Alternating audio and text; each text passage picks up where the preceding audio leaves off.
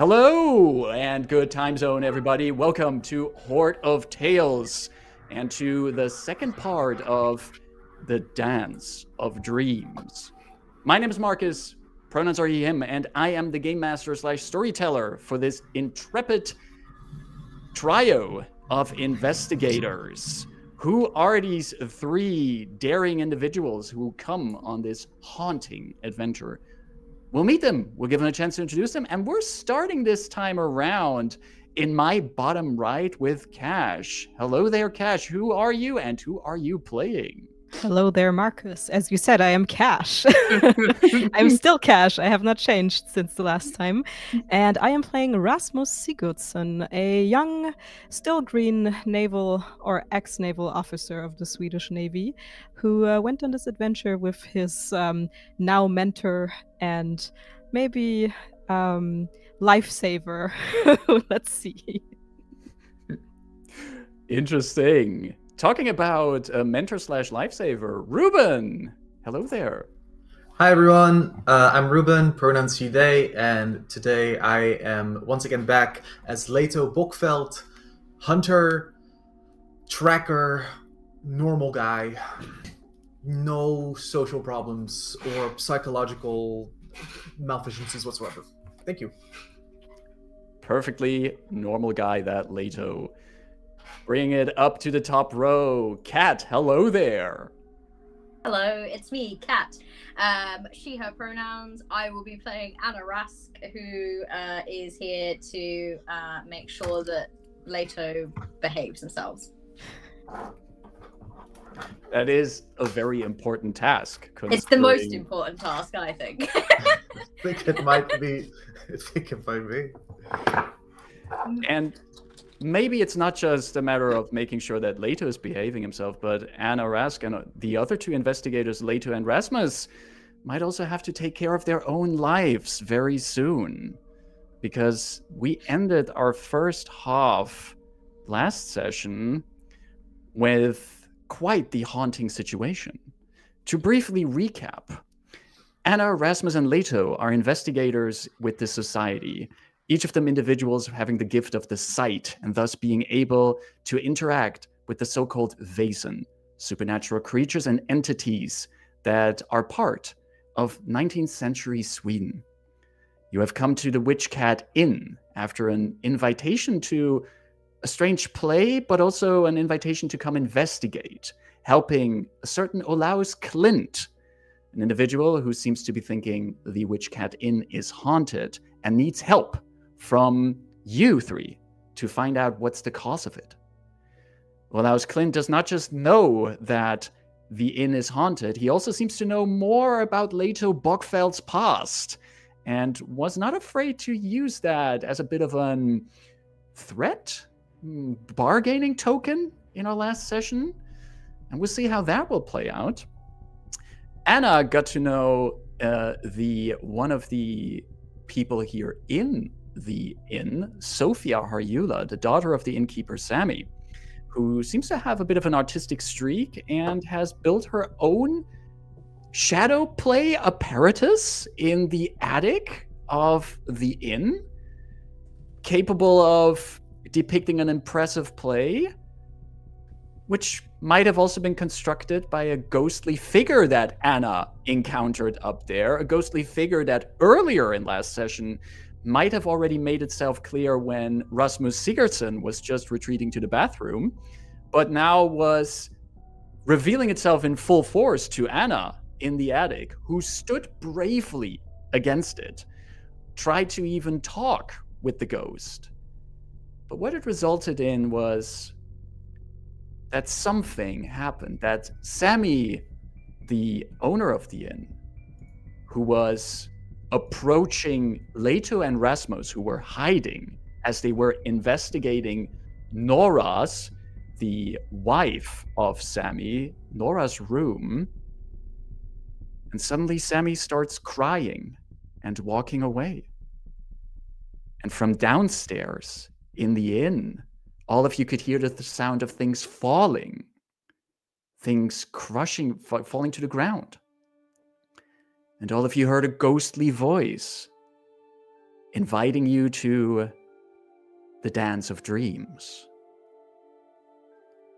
That is where we're going to pick up for today.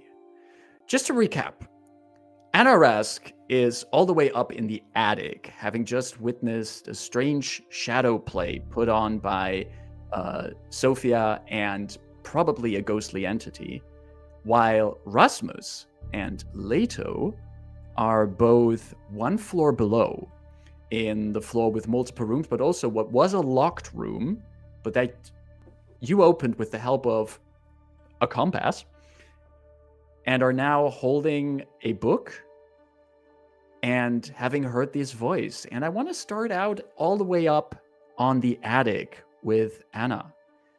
You've seen the ghostly figure vanish. It has disappeared. And you're now there. You still have you don't see where Sophia is at this point. But the pale blue light has vanished as well. You still have the light from your storm lantern. I think it's called a storm lantern. And hurricane lantern. Hurricane lantern. That's one step up from a storm, a hurricane. Even bigger storm, yeah. Yet that is your only source of light, and at this point your only companion up here in the attic. So Sophia is gone.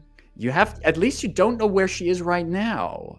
What? I think I would call out for her. That would be the first thing. At the moment I can figure out that this entity is disappeared and is not immediately threatening me, my thought is towards to Leto and Rasmus, but I know that they're together and I know that they can look after themselves as well, whereas Sophia is a child, and if she has undergone some form of possession or something has happened, she might need medical assistance. So I am going to see if I can find Sophia. So I would probably, the moment I see this blue light dip, I would swing my lantern around wildly and start calling out for Sophia.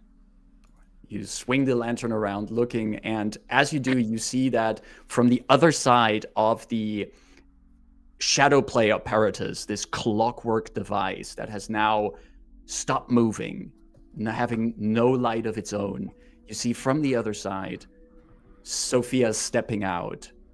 She's shaking. Her hands are shaking. She has a pale color on her face, and she just looks at you in fear. Are you okay? Are you hurt? And I will kind of like kneel down in front of her and I'll start checking her over for any kind of physical injury or anything that looks like she might be injured. You don't see any signs of physical injury, but you see that she is, she's nervous and rattled at this point. And as you kneel down, check her for any kind of damage, she looks at you and just says, I'm so sorry. I didn't know he would do that. It's okay. It's okay. There's no need to apologize. None of this is your fault. Well, I helped him build this, and she points at the machine. This is something that you were excited about, though. That's not... You need to blame yourself. He listened to my stories as well. He wanted to hear the stories I wrote down, and Mother also always wanted to hear those. Go on. Did he say something to you? Is he going to? He's not going to hurt anyone, is he? I think she'd take a moment. She's got to put on mum mode here, and she would just kind of like take Sophia's hand and give it a squeeze and just say, okay, big deep breath. No one is hurt. Everything is okay. We're going to deal with this problem one thing at a time. But it has nothing to do with your stories or you helping him at all. That was you being excited about something. You don't need to worry about that. For now, just know that as soon as I figured out what's going on here, me and my master and my friend, I want to listen to your stories, okay? Anna, can you give me an inspiration check for that? That's your empathy and your inspiration together. Yes. Which you are pretty good at. I'm pretty good at it. But let's not speak too soon now that you said that. Let's roll it and see what I get. See, I think that this is your fault because you said I'm good at it. I take full blame for this one. There are 0 successes on that inspiration. Would you like to push that? And of course, I haven't had a chance to push anything yet. Perfect. I think so. Would this be for a mental or a physical condition? That would be for mental. A mental. I think that I'm gonna go with frightened as my mental condition. I think that I'm still shaken. Like, I'm trying very hard to keep it under the surface, and I'm trying very hard to be the calm and soothing presence right now. But let's see if I succeed in actually bringing that across, or if it just still looks like I'm very frightened and shaken as well. Let's see how that goes. So let's push it. Yes. That is 1 success, and you do have to mark the frightened condition. Mark it now. Frightened. Okay. Sophia looks at you. And maybe she also catches a bit of the fear that you feel in this situation. But she also deeply appreciates the words that you're saying. The way that you're reframing this experience for her right now. She takes a deep breath in. Deep breath out.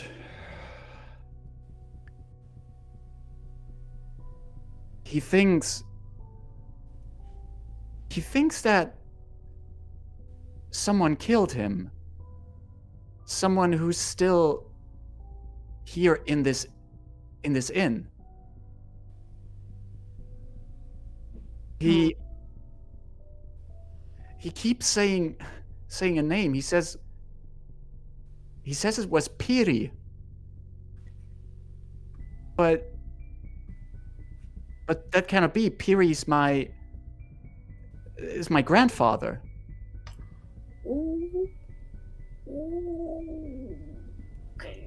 Okay.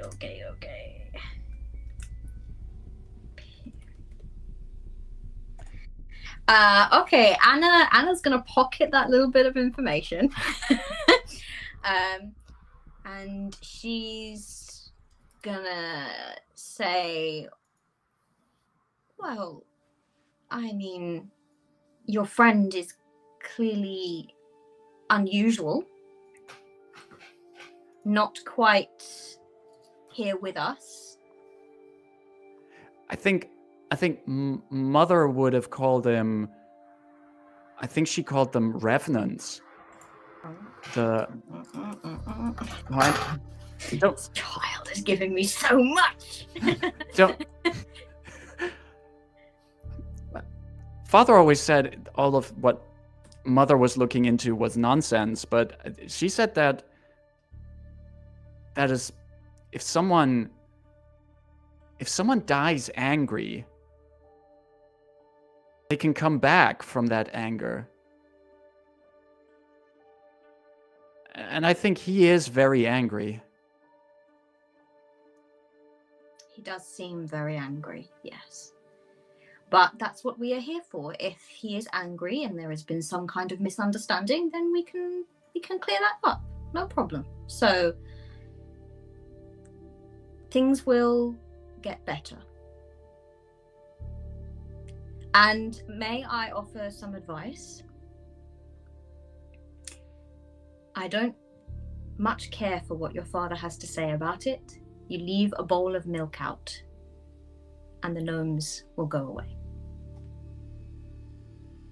She legit smiles at that as you mention that, and you get the feeling that brings a very fond memory back for Sophia. Shall we get out of this dusty attic and perhaps make our way to where there are people? Yes. Let's go. You came here with some of your friends, right? Where are they? Just downstairs. Come on. And she kind of gets up. And she's kind of like, she's in like, because she is now that she's established Sophia's okay, now she's like, now I got to go and check on them. I think she knows that she's not going to go downstairs and everything be fine, but she's like, I don't want to be up here and it's just the two of us. I'd rather we all be as a group if things are about to go very wrong. So she's like, let's go. So she's just going to try to keep Sophia calm, I think.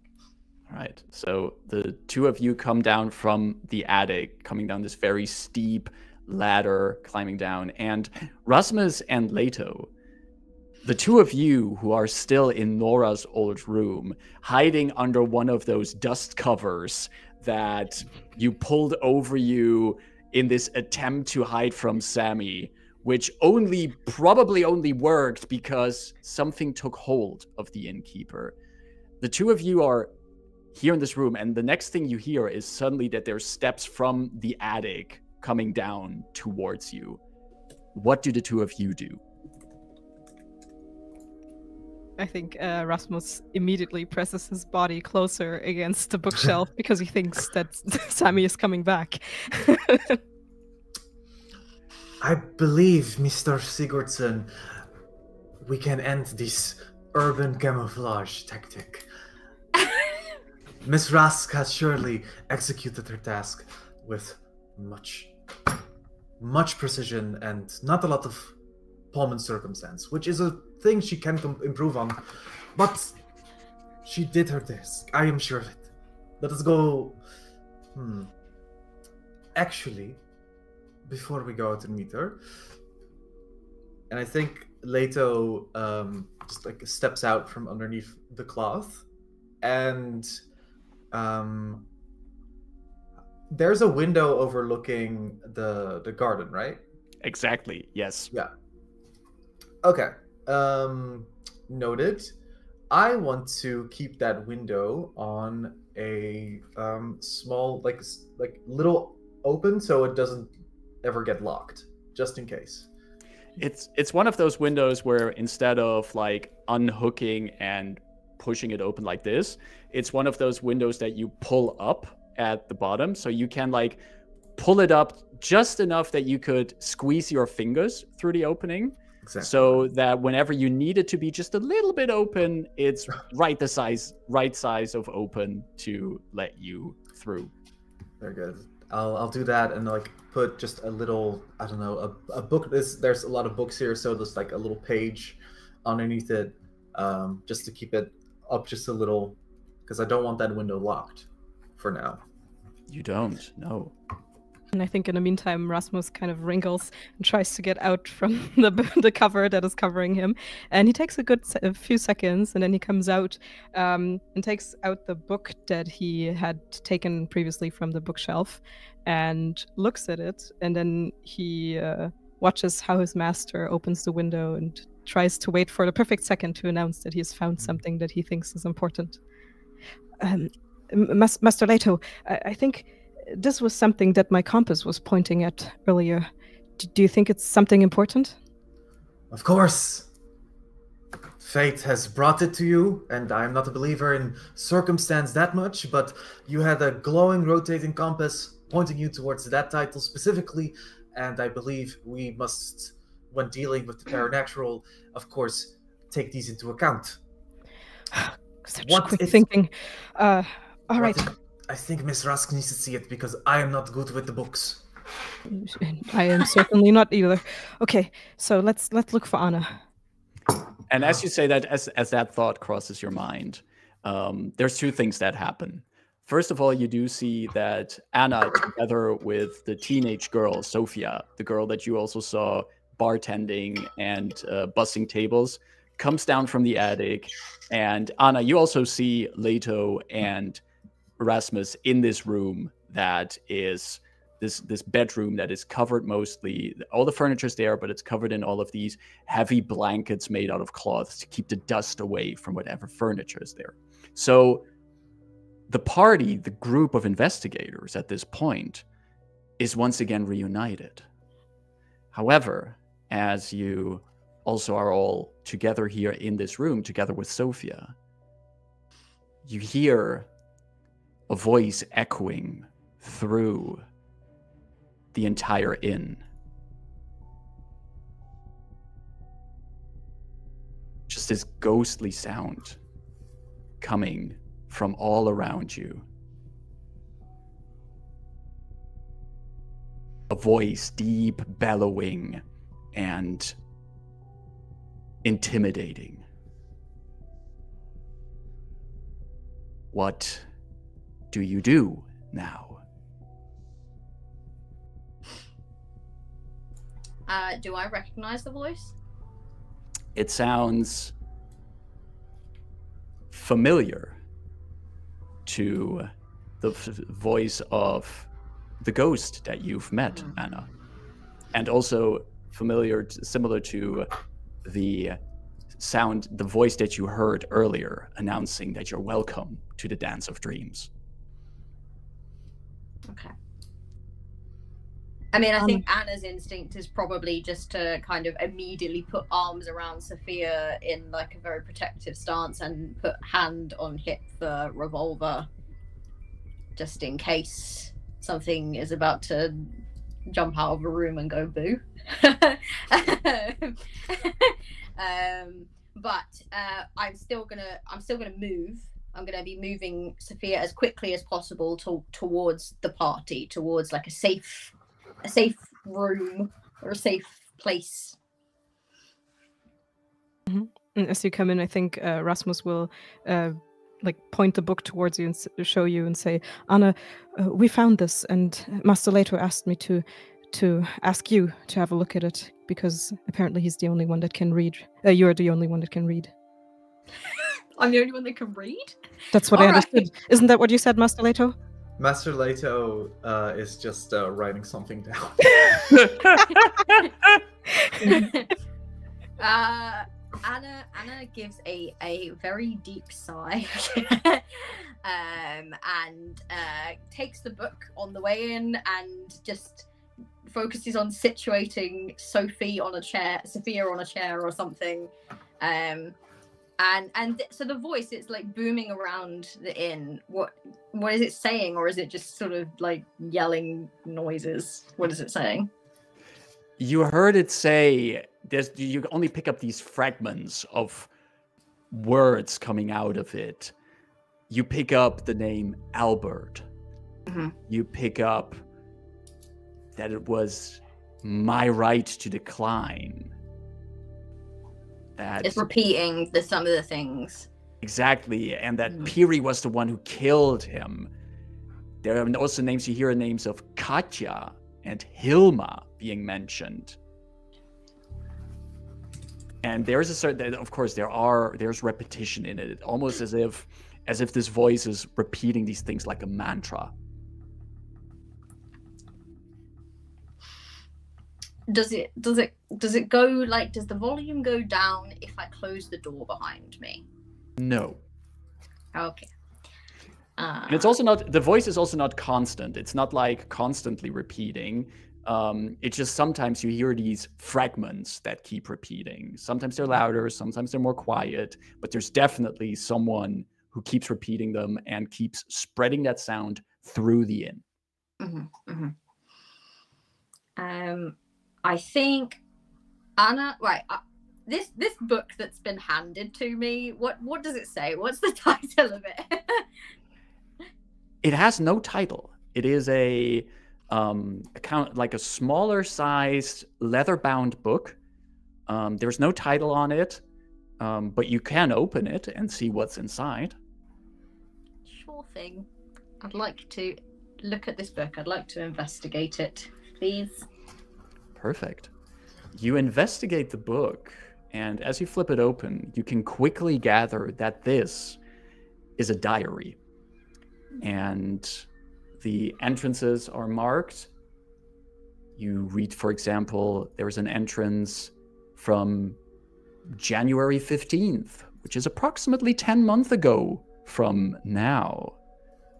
And it says, I saw it again last night, as I was on my way to empty the widower Rutger's chamber pot.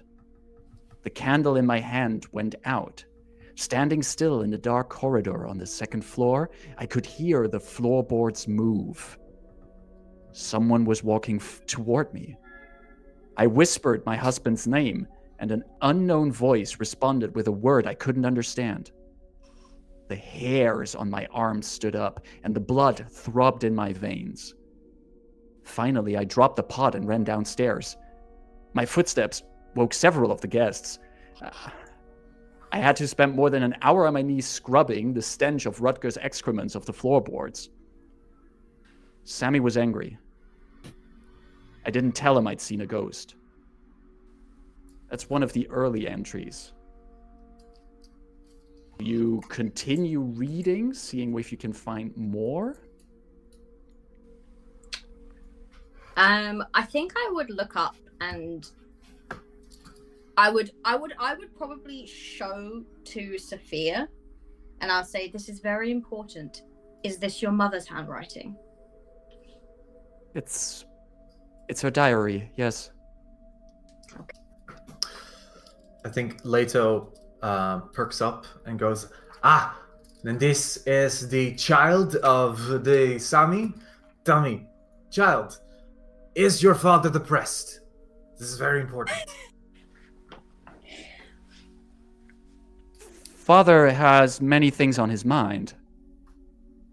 The inn falling apart, mother leaving, and he has many responsibilities. I'm sorry, I don't mean to intrude, but when your mother left, was it sudden, and did she leave anything behind?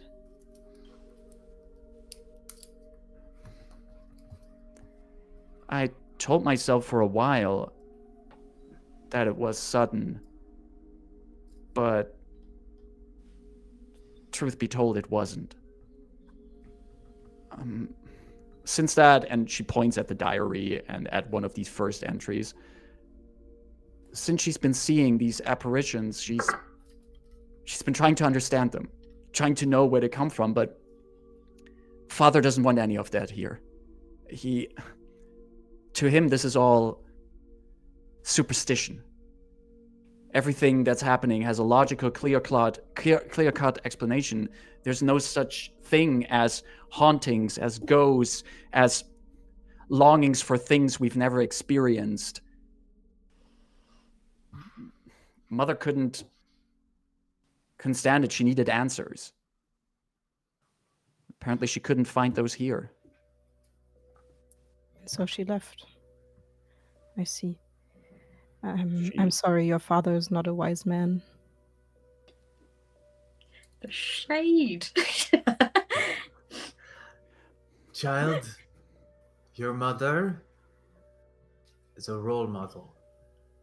And going forward, you shall take after her and not your depressed father, who is currently not doing good in my vision. As you say that, you hear from downstairs, you hear clattering, as if plates are falling, a chair being flipped over. I think we should check for the other guests. Maybe they're not safe. I think that you could be right. This thing I saw, and I'm going to turn to Leto. I'm looking at both of you, but I'm very much like focused on Leto, and I just very like. I feel like probably they have enough of a connection that she would be able to very quickly fire off the important facts that she knows that Leto would need from what she experienced upstairs. And I know that Katrina has a tendency to ramble. So she will basically just recount the important details of what she saw, the things like the word revenant and things like that, talking think- about the cellar, the things that the ghost said that might give some clues, and then she will say to Sophia, I know that your mother's memories are very important to you. Do you mind assisting me by looking through this diary and seeing if there is anything important while we go and check on the other guests? Yes. Yes, I absolutely want to help with this. Fantastic. And as you're talking about that, and as you're mentioning also, as Anna is sharing this information, Anna, you do mention that Sophia mentioned that her mother said this is a revenant, that this is a... Yes. Would anyone of you would like to see if they can succeed on a learning check to see Me. if they know what that actually means? That needs to There's be a Master reason Leto. that I told. Like, can we all do it? I would say that one of you can, well, there's one of you doing the role, but since you're all here together, helping out to recall information together, whoever is doing the role is getting on one additional die on the roll for free. I think Leto probably. There's a reason that she would have said it to Leto. Leto is the expert in this. Absolutely. Yeah, I think you see Leto just sort of like inhale like through his nostrils and just posture very subtly changing or shifting into a different demeanor entirely. And yeah, I'm going to roll my learning now. I believe I have a mental state. You do. You so do. that's -1. But that is already calculated in automatically, but don't forget to give yourself that extra die as well before you roll, because as they like to say, also in 19th century Sweden, teamwork makes the dream work. It does. And you know, Leto is a master in this, that's why I have in total 4 dice. Which one is 1 success on 4 dice. And as you inhale deeply, trying to recall what you know about revenants, Leto, would you describe yourself as a hunter of Vaesen? Oh yes. Okay. What do you think is one of the most important things that a hunter has to know about the things he hunts? Scent, diet, and skin routine. No, that's I don't mean that. Master Leto, if I might suggest maybe how we deal with it. If I may put that forward. Miss Rask, thank you for keeping me on track. Well, scent and diet are interesting to mention in the context of a revenant. Because from what you remember, revenants, these undead spirits that have come back from the graves for a great crime has been done to them, angering them and forcing them to not rest in peace. These revenants, the scent they carry is that of vengeance. Bitterness in the air. Sometimes even a bit of brine. Salty air, like the sea that some of us might have sailed on in the past. Their diet, their prey, are those who murdered them. And if those are no longer among the living, then the descendants will do as well. And the revenant needs to find its peace. It needs to understand why it came to end in the way it did. It needs to understand that there might have been justice, that its death was not for nothing, and its remains have to be buried in consecrated ground. Mm-hmm. I suppose I relay all this information back to the group, trying not to sound too excited, because it has been a while since Leto and Rask hunted a revenant, I think.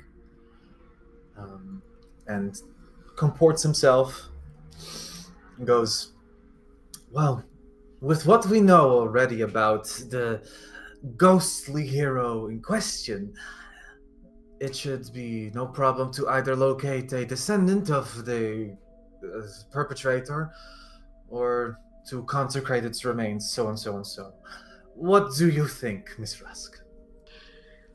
Well, first of all, my first question that I have, because we've already located a descendant of the perpetrator, she sat right there reading a diary, I'm going to ask very calmly to Sophia, Pierre, your grandfather, like, and I'll say that in a way that's like, this is the guy, the perpetrator that we need to figure out. Was it your grandfather on your mother's side or your father's side? My father's side. Okay, so the innkeeper's in danger as well. Fantastic. And second thing that I would also like to do, as you relay about it needing to be buried in consecrated ground, and the ghost had actually mentioned that it was angry that it was not buried in consecrated ground. I wonder if I could use my advantage. I think this is a thing, which yes. I had prepared knowledge of the area. I would like to know where I can find consecrated ground. Absolutely. In the area. We do have a pastor person in the building. Yes, who might that's be able also to true. Who might be able to help? That's a good idea. Okay. But still roll though, because this is good. This is good stuff. Do you wanna roll for that, Anna, to see what you can also gather on that, and also want to use your advantage for that? Yes. So, what am I rolling? For this, that would be a learning roll. And since you're using your advantage, you get 2 bonus dice on that. Bonus dice. Okay. And then I got a -1 because I have a condition. Exactly. You are already frightened. Okay. Aren't we all? Hey, I got a success. That is a success indeed. Well, the Witch Cat Inn is close to this little village of Bilbu, which is by foot maybe 20 minutes away. And Bilbu does have a church, and most likely the church has a graveyard and will be on consecrated ground. So assuming you can find where the remains are of our revenant, and you could bring those remains there, you can bury it in consecrated ground. I will kind of turn to Leto and I'll say, I'll just very calmly say, we have 2 ancestors of the perpetrator in the building. Neither of them are safe. And I'll just my eyes will flick towards Sophia very quickly and back. And then I will say, and consecrated ground, the closest is probably in Bilbu. I did a little reading into the area. There is a church there. It's about 20-minute walk. Very good, Miss Rusk. I do believe that bringing the remains to consecrated grounds would be less of a mess were we to do it the other way. We don't even know where the remains could be buried. Wouldn't that take forever and ever and ever to dig holes in the ground all around the Witch Cat Inn and see if we can find the remains of this deceased person? It mentioned roots. There was something about being in the roots. Roots? The one place we have not been, and I have through means. I talked to this farmer earlier today, and he told me something of a vision. I remember, Master Leto, I told you what he talked to me about. He had a vision or some kind of dream where he saw a man with a scar around his throat, very close to the root cellar. that kind of reminds me of that conversation. It's all coming together. Alarask's got the like conspiracy theory board out. All the threads are just like. Erasmus is just one dot and another dot connected with one line. I love the idea of a portable corkboard. That is very her. Yeah, I do feel like it would be portable as well. To just be holding it like this. And anytime Leto talks, she just gestures to the important things on the corkboard. She's like that Always Sunny image of just like trying to connect the dots. Yeah, just slowly connecting them. I think she will turn though and she'll say, Master Leto, of course I will defer to your superior judgment, but my personal thoughts are that we should first of all make sure that everyone in the building is safe, and then perhaps we should attempt to find this body and deal with it as quickly as possible so that it will cause no further harm. I think Leto ponders this for a moment, and then kind of with a meaningful look in his eye goes, Miss Rask, no matter what secrets we might uncover, I hope that our cooperation continues. Of course, Master Leto. Good. I have no greater friend than you. And of course, I will also be here with you, even though you didn't specifically mention that Mr. Sigurdsson, I was getting to you, but I suppose the Navy of Sweden has been rather impatient, hasn't it? All right. Actually, now that you say they never actually got back to me and never actually asked if I was fine after that little accident that I had. But I'm sure they will come around eventually and ask if I'm doing well. Well, in the meantime, you have us, don't you? And she kind of smiles. Yes. And then I think she kind of ponders on her own little secret for a moment. And she kind of looks at Leto very seriously and she goes, I will not let you down. He nods, and I think goes, I believe we've been invited to a certain dance. And just walks down the stairs. All of you follow Leto down the stairs? I will once I have said to Sophia, I want you to find a place that's safe to hide. Keep reading the diary, and don't attract attention. This entity for now is your friend. Don't do or say anything that will make it feel otherwise towards you, should you encounter it. And if you need me, call for me. Yes. And as you're about to leave, she stutters and then says, don't let anything happen to Father, all right? We're going to make sure that everyone stays safe. Okay. Look at Anna just delivering promises that she might not be able to keep, but here we go. And with that, the three of you leave what used to be Nora's bedroom, and Sophia decides to stay there safely, reading the diary of her mother. As our trio moves down the stairs back into the main chamber of the inn. As you already are standing at the top of the stairs, you see that the light of all fires downstairs, the large fire in the hearth, the fires in the torches and in the lanterns, all of them have shifted into a pale blue color.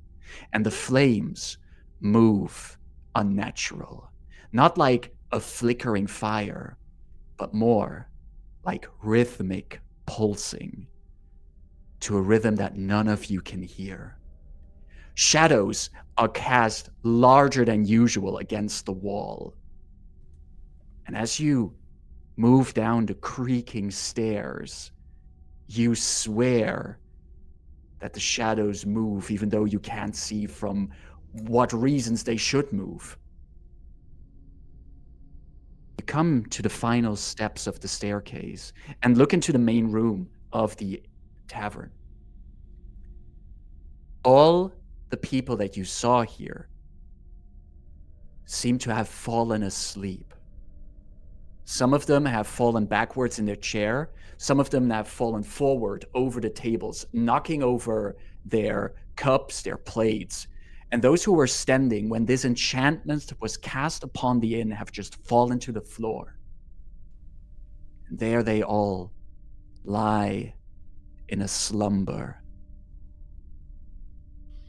Once the three of you come in here, you feel, even though every fire is still burning, every lantern is still glowing, whatever kind of warmth and welcome was here has vanished, and a freezing cold creeps down the back of your spine. What do you do? I think Leto looks at Anna and kind of looks for confirmation, like draw weapons or no. Best be on our guard, I think. I do not usually resort to violence if I can possibly help it, but that does not mean that we shouldn't be prepared for it, should it come our way. I think I get my rifle unslinged. Who is currently like asleep? Is it everyone we've met in the inn so far? Exactly, everyone, including Olaus Klint. Okay. Olaus Klint is also, he's one of the people who has fell over forward over the table he sat at. Samuel also here? You do not see Sammy here. Can I check, can I run those pockets on Mr. Klint? Priority straight. No, this is the priority, of course. Is there anything specific you're looking for in the pockets of dear Mr. Klint? Blackmail material. Interesting. You carefully, with your rifle in hand, move towards the sleeping body of Olaus Klint, the man who made it fairly clear he has information about you, and also made it fairly clear that he was willing to use it if necessary. So it is such a wise action to check what he has on him. Leto, do you move carefully, slowly? What's your approach to get closer to Olaus? I think a policy of no touching the floor has come into play. So going from railing to sort of like standing, you know, the shift in like posture and demeanor, like almost crane-like, I want to say, trying to tiptoe over the furniture, the tables, onto the bar to sort of like go nearer to where Klint is. All right. This is probably not the weirdest that Miss Rask has seen him.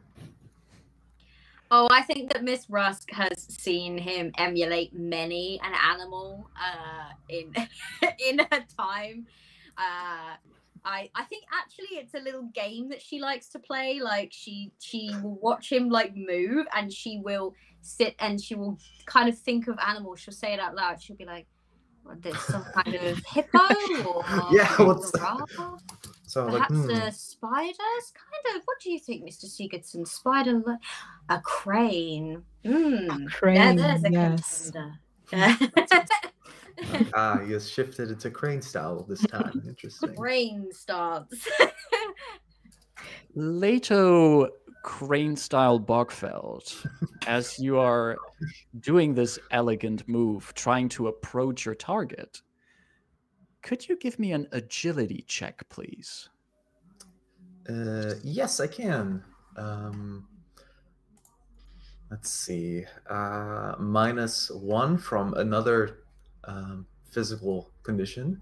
You do have the exhausted condition already. That is true. So Let's see. Hmm. Ooh. Oh, I just rolled physique, not agility, but Roll agility. Yeah, I was about to say, because that was a bit low. Just 2 dice on your... You got more. And still a success, though. it's still a success. And now I ruin it. I think Marcus. you need to count that success on the 2 dice How that can were we rolled. just keep blaming Marcus for things to that be Marcus actually can't control? to be fair, I would say that 1 success that you got, I let it count. I let it slide. So you got that 1 success there. And you do move over the tables, over the banister, getting closer to Olaus, and you start rifling his pockets. And you notice that there's an inside pocket in his coat. And as you reach in there, you feel that there's a notebook in there. Just these small notebooks that you can easily hold in one hand, quickly write notes in. Typical private detective equipment. And you do know Olaus Klint is an investigator, is a detective himself. Do you check what's inside? Absolutely. Absolutely. Why wouldn't you? You got the main prize here in your hand. You open I'm not it. gonna crane back Oh, over. look, the man can suddenly read. Selective. Watch Anna come up behind you and just be like, do you want me to read that for you? There's also craning across. You stay close to Olaus, right? You just basically pull it out of his jacket and start reading where you are, instead of going back to your companions. Yeah, just like the situation is, I'm basically standing on a wooden table and triumphantly just getting out like this private investigator's journal and opening it, just like flipping it, like, aha! You read through them. Notes in there. I'm assuming that even though we're joking about the fact that Leto is bad at reading, I do assume that he is good at finding information, things he's looking for, skimming texts for keywords. Absolutely. And you do find things in there. There are notes in a notebook going back to into the past, to the moment where you and Miss Rask started working together. Notes both on the past of Miss Rask, experiences with her former master, notes on Leto Bockfeld and his illustrious hunts of Vaesen, and especially a certain, let's say, fate-defining hunt, where there was more than just the prey that fell. There's also more in here. You see that in the same notes that go back like years maybe at this point, you already spot the mentioning of Witch Cat Inn way before the haunting started. There's a mention that Olaus has made notes that a certain Oscar Hjort died here. And it was probably because he knew something that could end the society forever.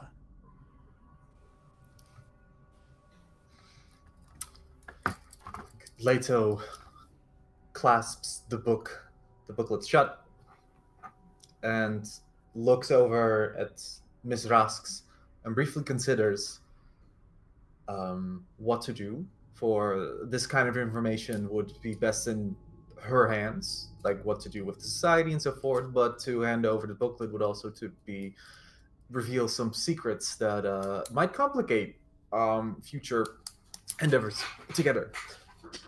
And I think Leto's gonna pocket it for now and yell over, essentially, "Not important right now. We have remains to find."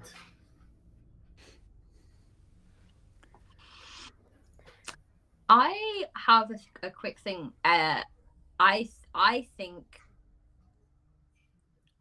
that booklet might have not just Anna Rusk written as my name, but a previous name that was used. But I'm not sure that I don't know if Leto would know my previous name based on Leto's potential secret.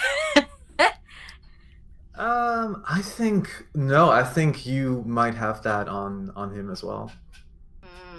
Okay, well then I think that you would see written in the notes under Anna Rusk, you would see the name Elsa Buck also written down, and possibly some, I guess if this has information on some of the things on my side as well, some sort of like clippings about about the incident that took place, and like the violent murderer on the run that the police are looking for, Elsa Buck. Right, because the implication being that you were framed. The implication being that this big incident that happened, the authorities think that Elsa Buck was responsible. Yeah. Right. I think while all this is coming to light, Rasmus will just try to imitate the crane light stalking that Leto did before, but he doesn't do it really well. And he goes through the room and tries to shake all of the inn's guests awake. And if they don't awaken, I think he will try to figure out if there's another room adjacent. I think there was a kitchen, if I remember correctly, because he keeps thinking to himself, well, Sammy must be somewhere, and he will start looking for him and see if he's also fallen asleep. Let's head back a little bit there, Rasmus, on that first part, the part that after trying to imitate this graceful crane-like movement, you go around the room starting to shake people awake. And you quickly come to what looks like Jonathan, the farmer that you talked to, the farmer that just kept talking and talking, and now just hangs back in his chair, arms dangling by his side, head backwards, but the eyes are not closed. They're just staring at the ceiling, open. You try to shake him awake? I try to shake his shoulders, and I also try to see if his eyes move at all. All right. Start shaking his shoulders. And I have to quickly roll some dice.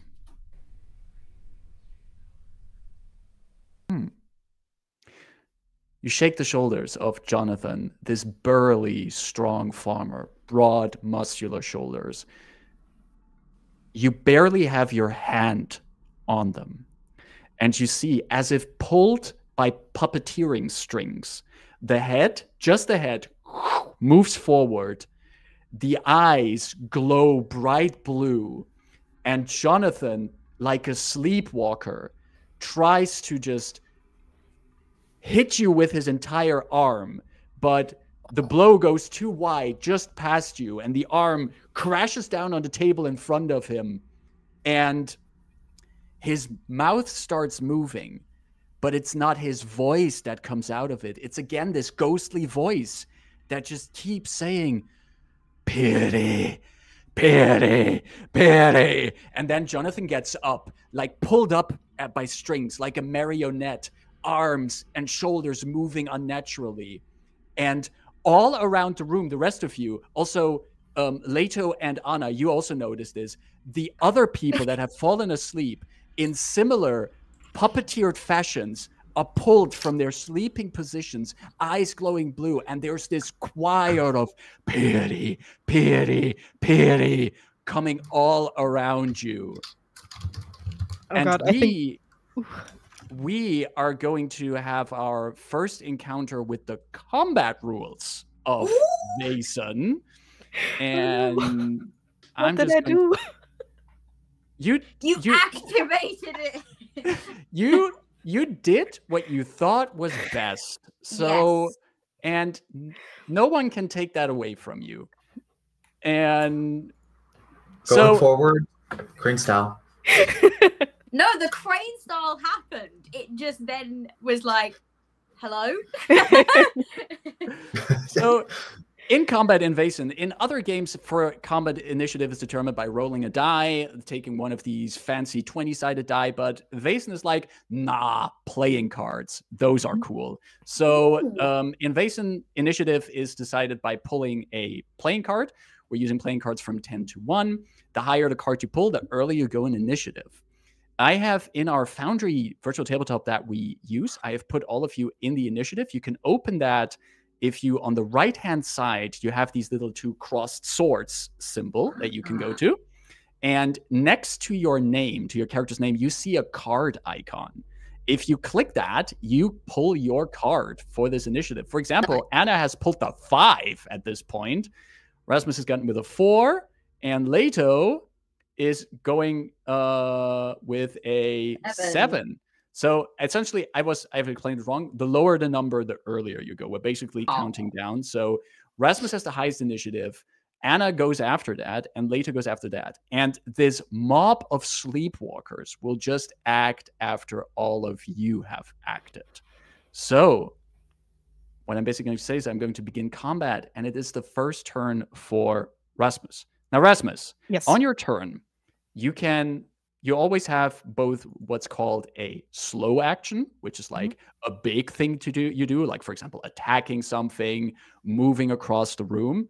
But there's also something called slow actions. And slow actions, think of things like, fast actions. Fast actions. Fast actions are things like you're swapping a weapon. You try to shout a quick sentence. You can decide to not use your fast action on your turn and keep it for later in the round, because if you keep your fast action for later in the round, you can also use it to dodge or parry any attacks that might be coming your way. So your slow action is basically the big thing you do, and your fast action is like a small thing that you can also keep in your back pocket in case you need it later.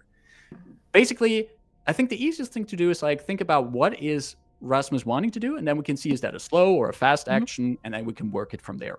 Okay, I think in this first instant of Jonathan basically waking up with those blue glowing eyes, the first thing that Rasmus does, and please don't let this be a fast action, is that he just lets out a very like high-pitched scream, and then he tries to immediately, as a slow action, punch like right into those blue eyes, and he will do a close combat action. Yes. Which is what he was built for. Ooh! He got 2 successes. That's 2 successes.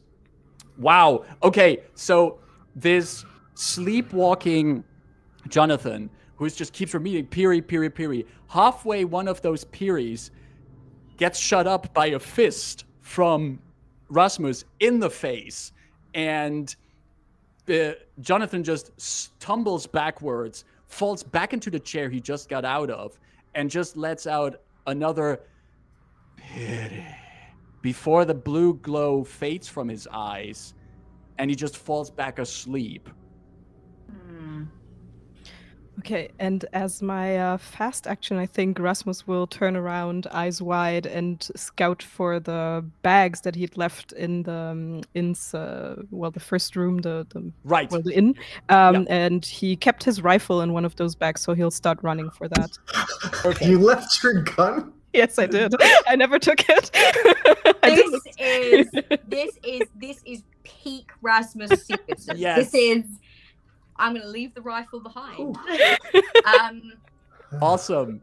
That's Rasmus' turn. You do spot your bags. You head for those, and that brings us over to Anna as what she is going to do. I think that seeing that we're no longer stealthing, successfully, I think that Anna would take a moment to yell out, just because these are people, like these are the guests that we're trying to keep safe. I think that she will see, like, everyone's got their guns out, always running for their guns in Rasmus's case. I think that she will just in the interest of trying to keep people alive, yell out to not shoot them. I think. Are any close by to Anna? Because Anna's, I think, stayed by the door and is kind of... I think that while they were kind of like going off and looking in pockets and going and trying to shake people awake, I think she would have probably been a step back, kind of like surveying the room, looking for any sign of A, Sophia's dad, and B, just the ghost itself watching them from a corner or some movement or something. So I think that she's kind of further back in the room. So is anyone close by her, or is anyone close by Leto? There's even though you're in the back of the room, there's some of the patrons here who have come awake. I would say there's like 2 of them that are nearby, close by you. And of course, you see that Olaus Klint, who is very close to Leto, is also moving in this fashion, is also pulled as a sleepwalker up. So he's right next to Leto. All right.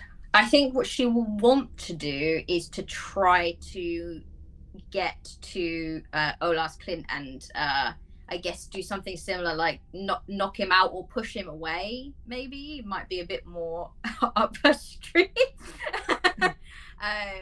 So I think that she will, if she can, I don't know in terms of slow action or fast action, but I think she will try to get across the room to where Leto is. Considering how small the room is in this case, with one slow action, you could get there, and you could still, if you wanted to shove or push Olaus Klint, you could still do that with the same slow action to do that.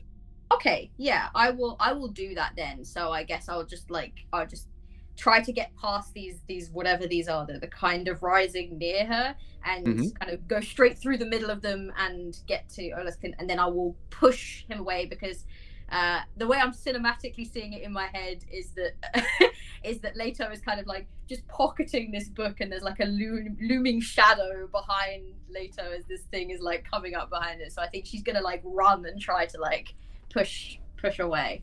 A looming shadow with blue glowing eyes. With blue glowing eyes. If you're gonna try to push Olaus away, give me a close combat check for that. See if that succeeds. Am I able to make an argument for force, just because it says wrestle, push, or grapple is force here? That is a fair argument for force as well. So if you wanted, you could pick either close combat or force. I literally only have 1 extra die in force, but you know, every little helps. So. Exactly. You never know. That might make the difference. All right, I will roll and -1. Okay, so. Hey, I got a success. However, Olaus Klint is going to try to parry, and how parrying works is he's going to make his own force check, and every success he gets reduces your number of successes by 1. Oh no! So he's going to try to do that. Let's see how good the reaction skills on a.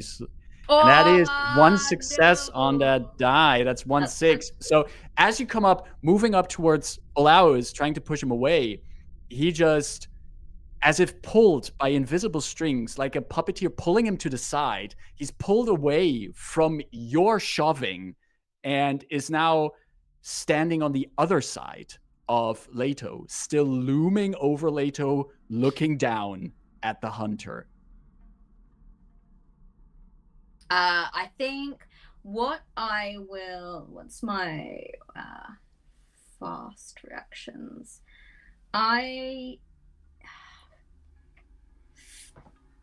Is there like a way of like, I don't know if it would come under like parry, I guess, but can I hold like a fast action for if this thing goes for Leto to try to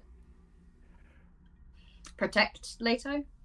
No, that would later would have to use his own fast action for that. You can't do that with your fast action. Okay. In which case, I think there's still quite a few of them in the room, so probably I will keep my fast action to dodge. Gotcha. Then. All right. That was Anna's turn, and that brings us over to Leto, who is currently muted. Thank you.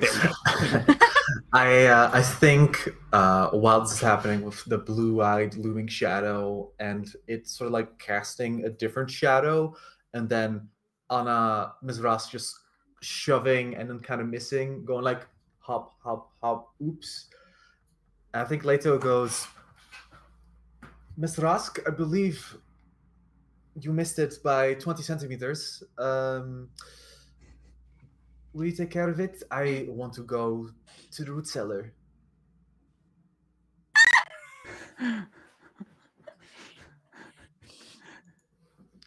Fantastic. Is there anything in Anna's reaction that's like, now? Like, are you kidding me? I don't think I need a reaction to give you a look that says, are you kidding me? I think I can just give you a look. And that'll be fine. Fair enough. Then I believe they call this move the people's elbow. And I think he jumps up and with his elbow tries to like knock into Mr. Klint. That's gonna be a close combat roll, and let's see if you invent the people's elbow before it was invented.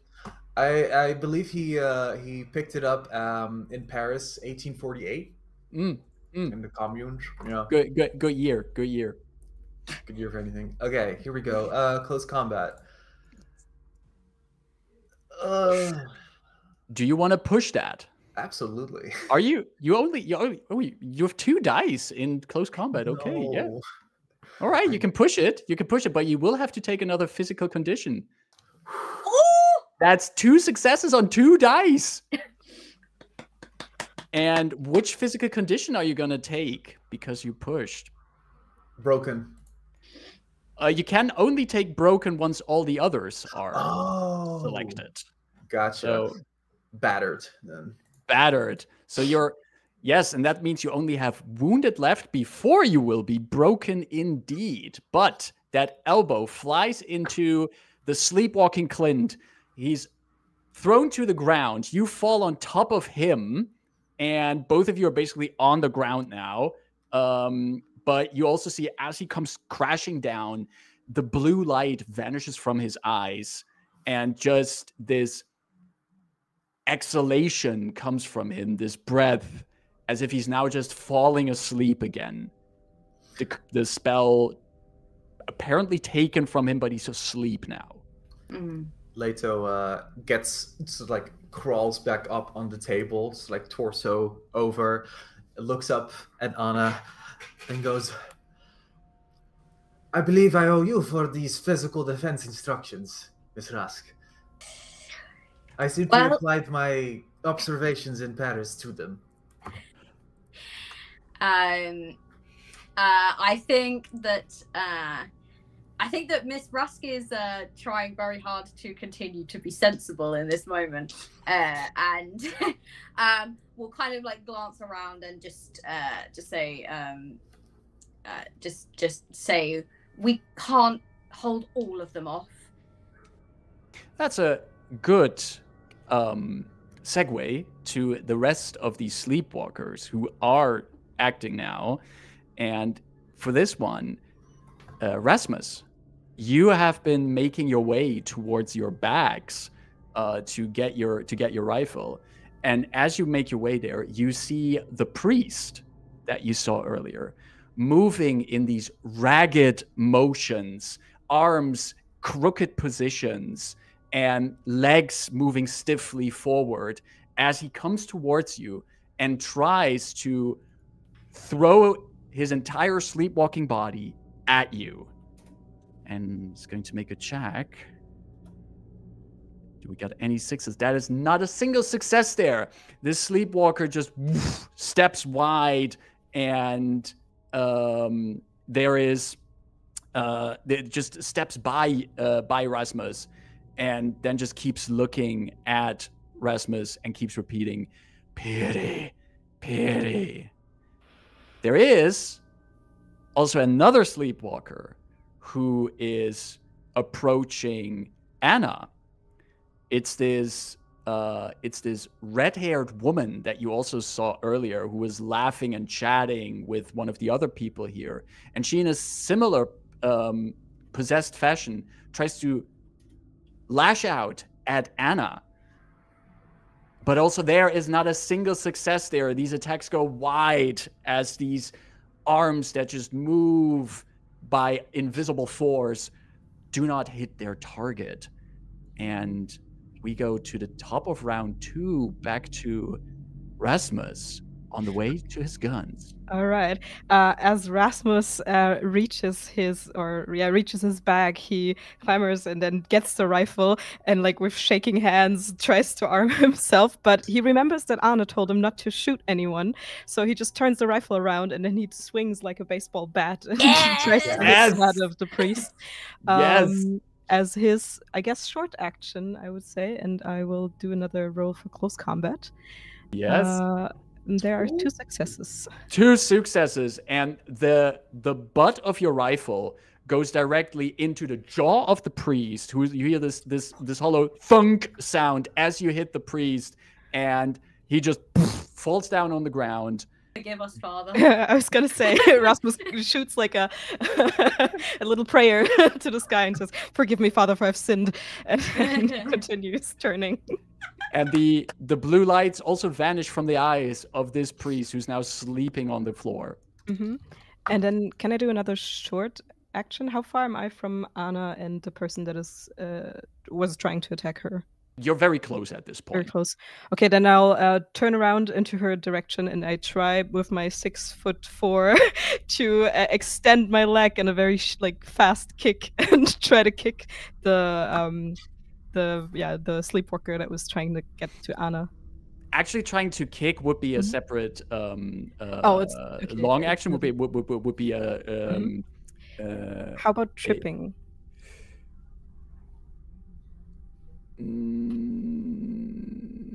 That would also be a slow action for that. All right. So, then I think I'll just extend my leg like in a, like this ready to kick Gotcha. motion for the next turn.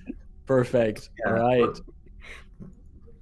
That brings us then over to Anna, who has seen the priest getting hit by the rifle, Olaus Klint also being smashed to the floor.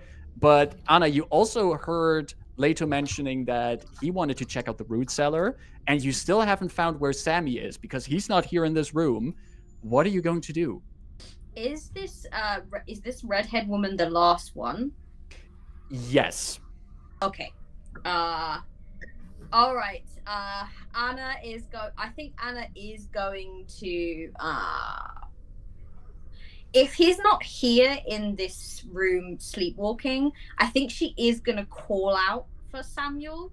And I think she's going to... Well, does she get an answer first? So she's kind of rolled out the way of this redhead woman. She's a little bit further away from her now.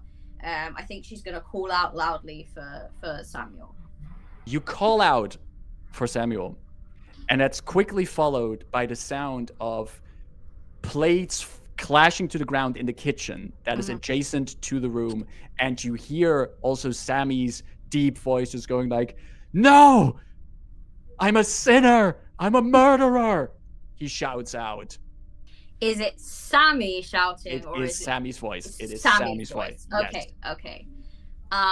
In which case, I think she would begin to run towards to where she can hear the plates crashing. Mm-hmm. I think that she's either thinking to herself, "I'm either gonna have to. This guy is clearly maybe he's triggered in some way. I might have to knock him out or attempt to knock him out to get him to calm down. But I just need to make sure he's safe because she does want to make sure he's safe for Sophia's sake." So. Gotcha. So you stride through the inn towards the kitchen and can get in there. That would be your going that distance would be your slow action because it covers quite some ground to get there into the kitchen. And as you get in there, you do see it's a mess. There is broken plates and pots and pans thrown all over the place. And you see Sammy cowered in a corner, just with his back to the wall. And he has fear and panic written all over his face as he just sits there. He sees you entering, and he just looks at you, stares you straight in the eyes, and just goes like, I'm a murderer. I'm a murderer. I murdered. And yeah, I think she'll just kneel down in front of him, and she will I think she's gonna attempt to soothe him. Like that will be kind of where you're leaving her, but it will be probably in a little bit more of a tough love way than it was with Sophia. It's more like a pull yourself together kind of approach. Right. Gotcha. All right. That brings us then to Leto. Leto, you've seen Rasmus standing up for himself extremely well with that butt of the rifle. You've also seen Anna move into the kitchen to follow the sounds of Sammy shouting. And there is only one more of these sleepwalking patrons, this red-haired woman that's lumbering around. And of course, your idea to just head for the root cellar. What are you going to do? Can I trip or push the last sleepwalker into Rasmus? Because he's charging up his kick. Yeah. So that would be a force check if you want to do that. I don't. That's a bad idea at this point, I think. I am unfortunately a medium for the rules that say that it would be a force check. Yeah, I can't really argue against that. I think it would be a wise choice not to push this, because I think I would be rolling with literally one die. So, Mr. Sigurdsson? Yes, master. I'm almost done here. Behold, and I think I want to run away. Very fitting. In what direction? I want to follow. I don't want to separate the party even more, so I'm going to follow Miss Rask. Fantastic. Gotcha. So I'm going to see if Miss Rask needs help in the kitchen. See ya. You're a beautiful specimen of Swedish Northland culture. Like, I will meet you in the kitchen. You do run into the kitchen, and you do see Anna and Sammy there. Sammy huddled in the corner. Anna already getting ready for some tough love.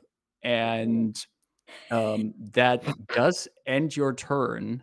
And at the end of this round, there is still one of these sleepwalkers who is this red-haired woman who is now, first was looking at Leto, but now is just pulled around 180 degrees towards Rasmus.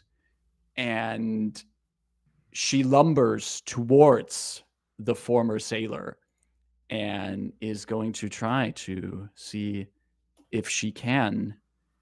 There would be one success on there, but Rasmus, if I am correct, you would still have your fast action. If you wanted to, you could try to parry this roll to see if you can reduce what would right now be 1 damage or 1 physical condition that you take. I will try to parry her attack with my shin, which is still like towering over my body. Your stance like Chun-Li. Yes. He does. What do I roll for that, or do I even roll? You do roll. You do certainly have to roll. You're rolling a close combat for that. Ah, so good that I'm good at that. You're really good. Oh no! But you can, if you want to, you can try to push it. Ooh, should I? Then I would take the wounded condition, I think. Okay. I'll do it. But I will re-roll before I apply the condition, Yes, right? exactly. Okay. Exactly. First reroll, then apply the condition. Okay, so basically it's I try to lift my shin, and then I see that I'm not high enough for her for me to block her attack, and I try to raise it just like a few centimeters higher, and I re-roll. How do I re-roll again? Just click the push in chat. If you just in chat there's a push button. Yes.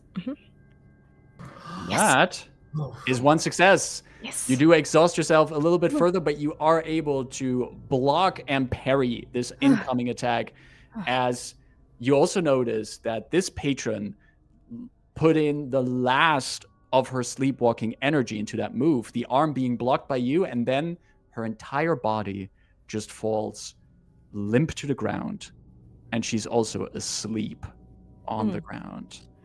And the only thing... Yeah? Sorry, then I think I just look after Leto and think, huh? I don't get it. What did he want me to look at?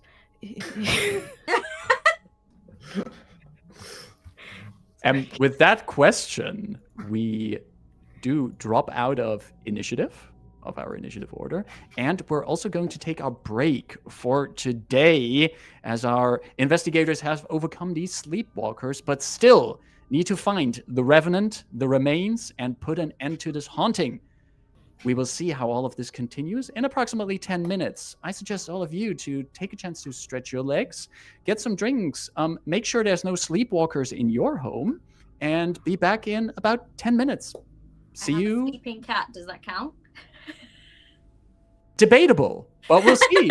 in 10 minutes, see you in a few. Hello and welcome back to the second half of the second part of the Dance of Dreams. In the first half of this finale, we have had the party put together the clues about what is haunting the Witch Cat Inn and confronting sleepwalking patrons of the inn. When we ended our first half, we had just ended our very first combat and had two of our three party members in the kitchen with a confused or maybe even haunted Sammy, but Rasmus also just still out in the inn, now just standing there. The remaining patrons who had just been moments ago possessed to move as if they were puppeteered around, now all again lying and sleeping and being quiet. Rasmus, what are you going to do in that moment? I think Rasmus just stands there breathing heavily, his chest kind of pushing outward, and he's going back in, and he grabs his rifle. Oh God, I should have stayed on the Baltic Sea. Okay, I should find Master. And then he goes and runs into the kitchen and looks if he can find the other two. And the other two are indeed there. And the moment that Rasmus steps in, Anna and Leto, you have already seen Sammy, who sits in a completely messed up kitchen, plates that have fallen to the ground, shards of them everywhere, pots and pans have been pulled out of the shelves, and Sammy is sitting in a corner, his back to the corner, looking scared and confused at Anna and Leto in this moment, with now also Rasmus here in the room. Master, they're all back to sleeping. I think I did it. And that was some good fighting from you there. Good teamwork. Thank you. It is important to have one party deployed efficiently while the other retreats. I mean, advances in the other direction. Yes, very tactical. Inspiring. I do appreciate your brawn, sailor, Mr. Sigurdsson. Very stalwart, I would say. Very befitting of a maritime creature, truly. Thank you, I think. At ease. Anna, meanwhile, I think is facing Sammy and I think she's just she kind of like she rolls up her sleeves a little bit. She's not gonna punch him, but it might look like she is for a minute. And then she's gonna look him straight in the eye because he's kind of rambling to himself a little bit. And she's gonna say, "Okay, Samuel. Now listen to what I have to say to you, and listen very carefully. I know you don't like to listen to women. You don't listen to your wife, and you don't listen to your daughter. But you're going to listen to me right now. You're going to calm down, and you're going to come through for this inn. Everything that is happening is because you didn't listen. So listen now, and breathe." I think while Anna goes on this rambling spree, Erasmus will kind of tower behind her and then really stare at Sammy like very intensely. Go, yes, you better listen to her. I need this guy to snap out of it fast. Mm-hmm. Absolutely. And the way that Rasmus is helping there with how he's standing, that would actually help Anna in getting her point across. So Anna, can you either give me, this is your choice, either an inspiration or manipulation roll? I'm going to go with somehow inspiring. And you can give yourself an additional die on that because Rasmus' presence and the way he presents himself is helping you in getting your point across. Fantastic. All right. Let me roll inspiration. Oh, a success! That is a success on there. Sammy looks at you. His breath is fast. You can just see his chest going up and down. His eyes fixated on you. It almost looks as if he hasn't slept for weeks. There's just these dark colors under his eyes, but you can also see rivets of tears that must have been flowing over his face. Eyes also red from crying. And now you are sitting in front of him, telling him this, just really pulling him back, snapping him out of whatever is going on. And he says,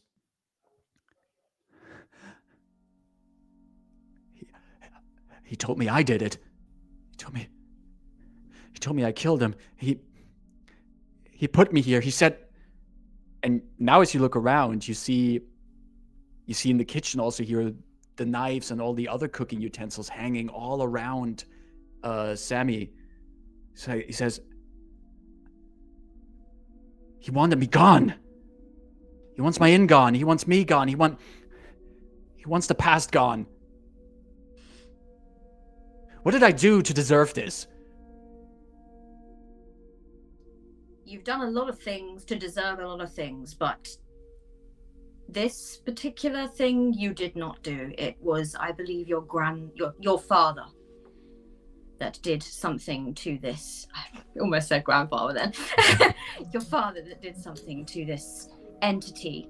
And we're here to sort it out, and we're here to help you. So I would advise that you help us with our investigations. What are you talking about, an entity? What? Don't play coy with me.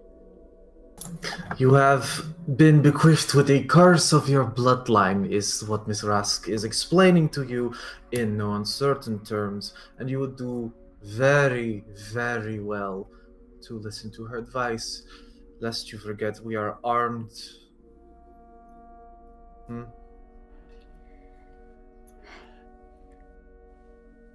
What do you want from me? Just your cooperation and some exercising your listening skills. It's not really a big ask. And then I think she's going to turn to her two party members and she's going to say, she's going to get out of her pack. She has bandages to help because I think that the two of you are injured. And she's going to straighten up and go back into very calm Miss Rask mode. That was a whole different side to Miss Rask that very rarely comes out. But she kind of comes back and she goes, now, which of you two require assistance? The sweetest boy. I will immediately attend to Mr. Sigurdsson's injuries, while I guess we continue to talk to this guy if we need anything from him. Yeah. Already putting on some bandages. Just to be clear on the mechanical part of this, actually trying to heal conditions and the likes, that would take at least a full day of resting to get away from conditions that you get. The only thing that you heal within a turn of time is as soon as someone takes a critical injury.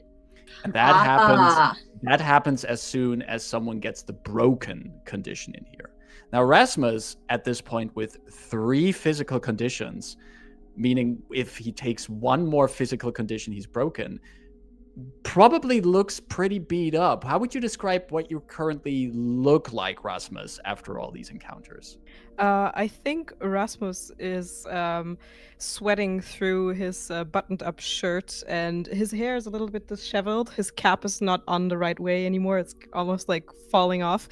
And as Anna kind of tends to his, well, maybe not physical wounds, but just this total disheveledness, she kind of like reaches for his hat and straightens this a little bit, and then it makes him just kind of feel better about his situation. I don't think he has like open wounds or anything like this. I think he just looks like he just came from a tavern fight. Understood.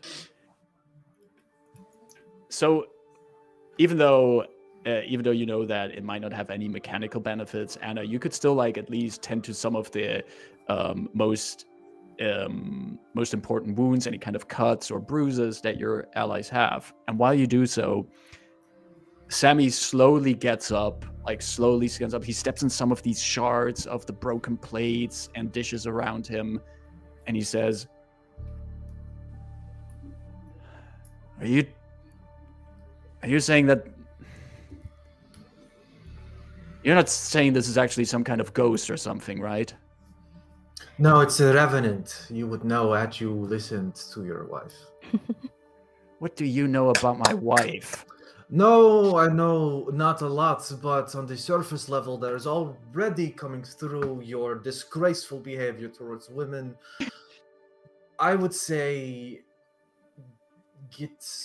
try some introspection. Speaking of inspection, what is in the root cellar? What the fuck does the root cellar have to do with this? Well, you know, when I talked to your good friend Jonathan, he told me that while he was out with you pulling some weeds, he had a very bizarre vision of a man very similar to the ghost that attacked us upstairs and that made all your inn's guests become sleepless or sleepwalking puppets. And when he had that vision, he said he was very close to the root cellar. So we kind of assume that it has something to do with all of this mystery, and somehow you are at the center of it. I haven't been in the root cellar but Jonathan talks a lot. He has a lot of stories to tell. And what do you mean? We didn't see anything there. And as you see that, Sammy is just trying to completely rationalize the things that cannot be rationalized. You see that he looks past all 3 of you, and in the door opening to the kitchen stands Sophia. And she has the diary of her mother clutched to her chest. And she looks at her father, and he just stops mid-sentence, looks at his daughter.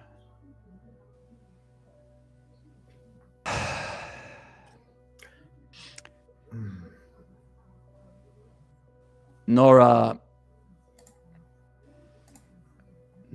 also thought that this might be, what did you call it? Revenant. A revenant. I don't know what my father did. My father was a man of secrets. The only thing he wasn't secretive about was his teachings on how to run the inn. But I know he did things. He did things in his past. And he always told me to not go in the root cellar. So, we don't go there. Curious. Yet this negligence towards one's own family that results in these kinds of disasters. Such social knowledge should come with any brain, I would think. Your bloodline is cursed, that much is to say. Your wife and child, sound of mind. It sounds like you have not listened. Sounds to me like this family could benefit from a lesson in communication skills. Listen But to us. Go on. this is why we are here to help, no? She gives Sophia like a big smile, finishes bandaging up. Can you take us to this root cellar so that we can clear this for you and you can get your inn back in order, perhaps? Sure, I can. And he's about to continue, but then Sophia speaks up and says, I can take them to the cellar.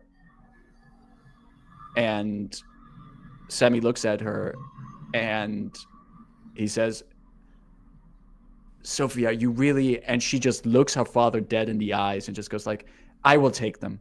Yes! I want to solve this. I think that's what Mother wanted. She just says that, and you see that there's a bit of a quiver in her lip as she says it, but she keeps eye contact with her father. And Sammy says, fine. Show them the cellar. I'll clean up here. And he already starts picking up shards and debris as Sophia is leading the way towards the cellar. Love this kid. Mm-hmm. Are you all following her? Absolutely. I think so, yeah. I think we need... Leto leans into Anna's ear and goes, I believe your teachings are already rubbing off, Miss Rask. Very good. Yes, well, I do have some wisdom in some areas, sometimes. Indispensable most of the times, I would say, unless you want to count one instance in an island that we should not mention. But the rest were good. I think that is almost a little bit flattering towards Anna. Normally you're a little bit more insulting in that way, and she just kind of gives you an odd look for a moment, and I think she kind of says, you're after something, and then continues to follow Sophia. Aren't we all, Miss Rask? Rasmus, as you and your companions follow the group, you do notice once again that in your pocket where you keep your compass, there is again this sound, the clicking of the compass spinning around. I think I stop in my steps and take out the compass, and then I look at it again. And while I do that, I kind of reach my hand for Anna's shoulder, and maybe if I can reach Leto as well, I will also stop him and say, it's starting again. And then I turn the compass so that they can also see what it's doing. And you do notice after it, all of you can see this, after it has, the compass arrow has been spinning wildly for a while in both directions. And after some time, it settles and just points at wherever Sophia is going. And while you're holding it, Rasmus, you notice that there is a comfortable warmth coming from the compass. It's really warm to the touch. What could this mean? Is she the key to all of this mystery? I really don't understand. What do you think, Master? What I think is that there's something in the root cellar that we have to uncover, and that it is getting very late and I would like to go to bed. That's a very fair observation, yes. Well, then we should probably follow her. And then I think Yes, sorry. Mr. Sigurdsson, Yes. take point. Keep the child safe. And I believe, with what I've seen so far, we would do well together. Should you want more lessons? Yes, of course I would. I would be honored to receive more lessons from you and from Miss Rask. On that note, Thank you so much. On that note, and he walks like past Mr. Sigurdsson. Consider the first lesson free. Oh my god, he's so cool. He thinks to himself.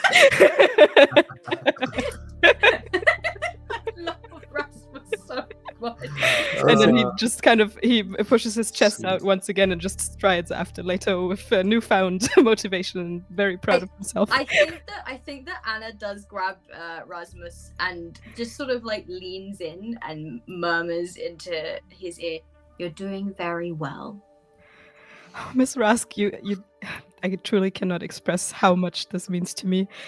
You know, when I was on the ship, I want to keep this brief, but I was never much appreciated, and people always made fun of me, even though I kept training and my muscles grew bigger and bigger and bigger. And then when I was on the ship, for the first time, on my first week, I saw this siren, and I was so fascinated, and then it almost pulled me into the water. And when I told everyone else, they just kept making fun of me. But I was sure that I saw it, and then when I found you and Master Leto on that advertisement, I was sure that you would be able to teach me, and you've taught me so well. Well, thank you so much. I think that I can speak for us both when I say that we both appreciate you, your big muscles, and your even bigger heart, and you have a good eye for all of this. So as I said, you're doing very well, and let's see if we can get to bed at a reasonable hour tonight. Yes, Miss Rask, and you see how his lower lip kind of starts shivering like this, and maybe his eyes grow a bit teary also. But then he rushes after Leto. I love Rasmus with all my heart. And as the three of you, after this validation and support to each other, keep following Sophia out towards the back door, it's then when you notice how much it has still been raining this whole time. The ghostly noises and the apparitions have distracted you from it, but once you open the door, you can again hear the downpour falling all around you. It rains so much, it's almost like strings of water, curtains of downpour around you. The backyard only illuminated in flashes of thunder and lightning. The thunder rolling in from a far distance, still threatening, and mingling with the ghostly sounds, almost as if the thunder itself is bringing in its own words of warning. The garden that you have to stride through is completely muddy. Every step you take, there's this squishing sound under your boots or shoes. And Sophia leads the way towards the root cellar, this basic wooden structure with a wooden door with a latch on it that she pulls up. It squeaks, water running down from the latch, and then she pulls open the door with a creaking sound. And there's just a dark staircase leading downwards. Rasmus' compass, the warmth still in your hand, a stark contrast to the cold and moisture of the outside, gives you the general sense that you want to go down these stairs. It still points at Sophia, who carefully takes her first steps downward. Into first, a dark basement. No lighting, except for Miss Rask and her hurricane lamp that is now casting grand light down the stairs, illuminating the path ahead. And it also illuminates a cellar that is far bigger than you would have imagined it to be. Once you come down the stairs, it's almost as if you step into a cavern. Looking up towards the ceiling, it makes no sense that it would be this big. The ceiling is way too high, easily 8 to 10 meters above you. You never descended this much downstairs. There are dark gray stalactites hanging from the ceiling. No way that in this part of Sweden, this kind of cavern is underneath the backyard of some inn out next to some village. But the three of you know that this might be some of the magic that the Revenant is using to warp the space of its burial, its unsanctified burial. And once all of... Yeah? No, go finish your description. And once all of you are downstairs in this way too large cavern, with only the light from the hurricane lantern illuminating all around you, appearing out of you, just rising out of the ground, is again this ghostly figure. An old-fashioned outfit, 18th century, and a large stab wound in the center of his ghostly body.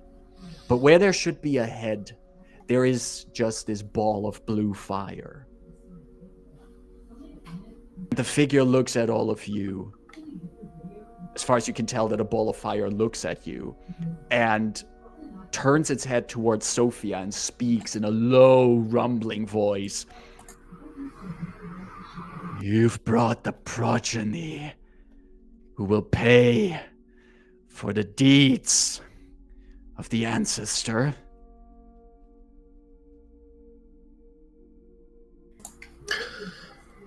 I don't believe that's the case. We are here to retrieve your body and give you a good old Christian burial as you deserve, Mr. Versailles hero. Versailles. And as you mentioned Versailles, you see that the ball of blue fire flickers for a moment. And briefly, you see the silhouette of a human face within the fires. Mm-hmm. And you just hear to go say, Versailles. Quick question. I don't think the rest, like neither Rasmus nor Anna, that came across the Versailles, right? In their investigation, or? I think he mentioned it in the shadow play in the. Yes. Gotcha. I think he did like mention it. He talked about it a lot, but I think Versailles was one of the things that Definitely. I performed in the Versailles Palace. So, or the boy did, the person did that he was talking about, which was definitely him. Miss Rask, that was an accident, but a good one. Please take over. Or maybe give Mr. Sigurdsson, do you want to give this a try? Talking to a ghost? And he looks at his something that he scribbled on his hand. This Revenant. Yes, of course, Master. I will give it a try. Right here. So, good ghost. We have come here before you to investigate your history and also possibly help you cross over into a better dimension or somewhere where you can rest in peace. And as my master just established, we would like to do this by giving you a Christian burial. But maybe you would also feel comfortable sharing with us what actually happened to you. Maybe you want to tell us your story so that we can honor it when we bury you again. How is that, Master? Be more emotionally manipulative. You are the best and most scary and ghost that I have ever met, and this is a natural. No, just thank you. Thank you. I feel like Miss Rask is gonna step in and just say, yes, the story. Why don't you tell me the story while we look for the body? And look at the two of you. I have a talent that lets me the Bloodhound, like while I'm tracking prey, +2 vigilance. Could I argue that sort of like the scent of the brine that you described, like in part 1, is sort of like on like Leto's got that track. Right. And what is it exactly that Leto wants to do with that? Find the remains. Oh, gotcha. There's a scent of brine of seawater very strongly in this entire cavern. And it's basically, you get the feeling like if you take a few good sniffs, there is exactly underneath where the revenant is currently appearing.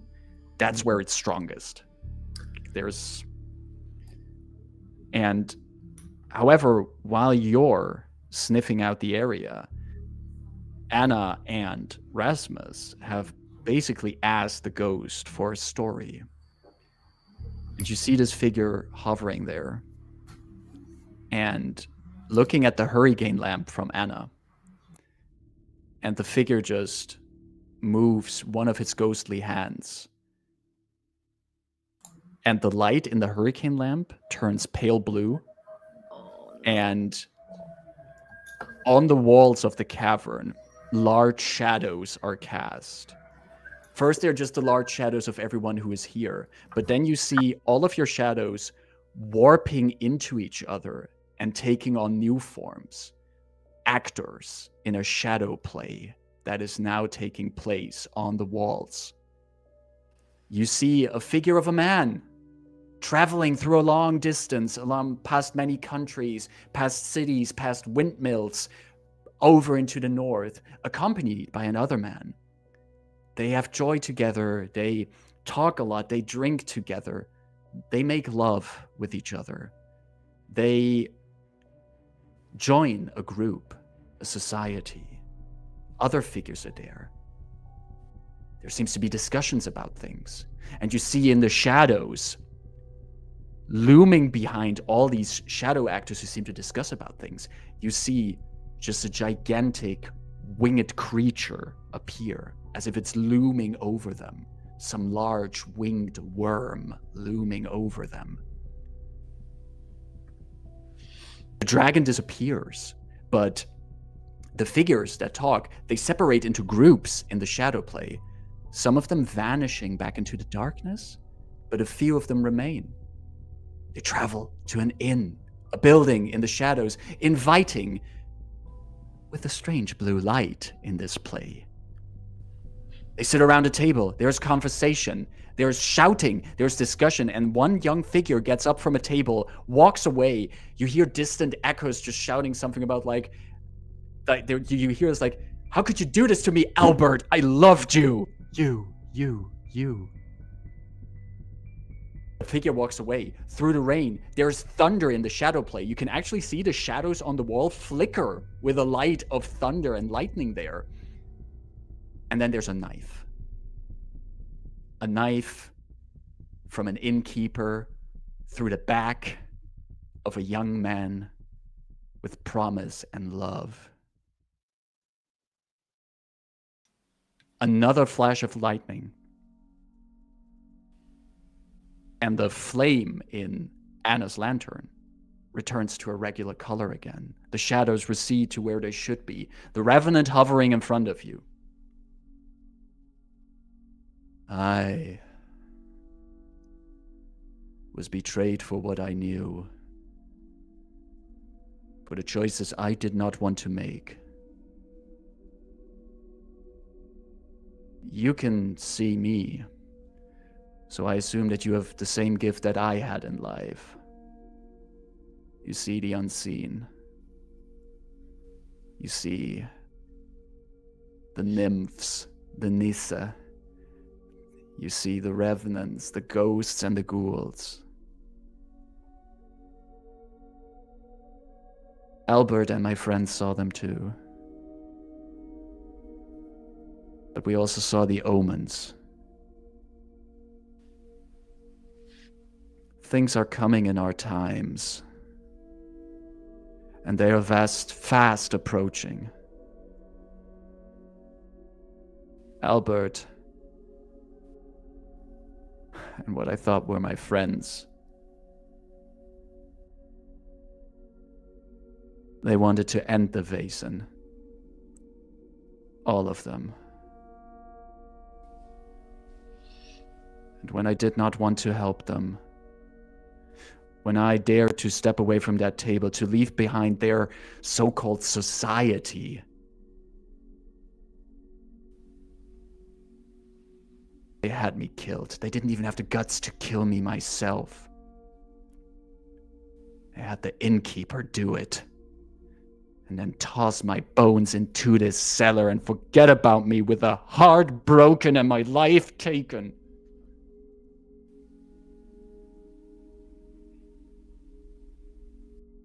But you are not them.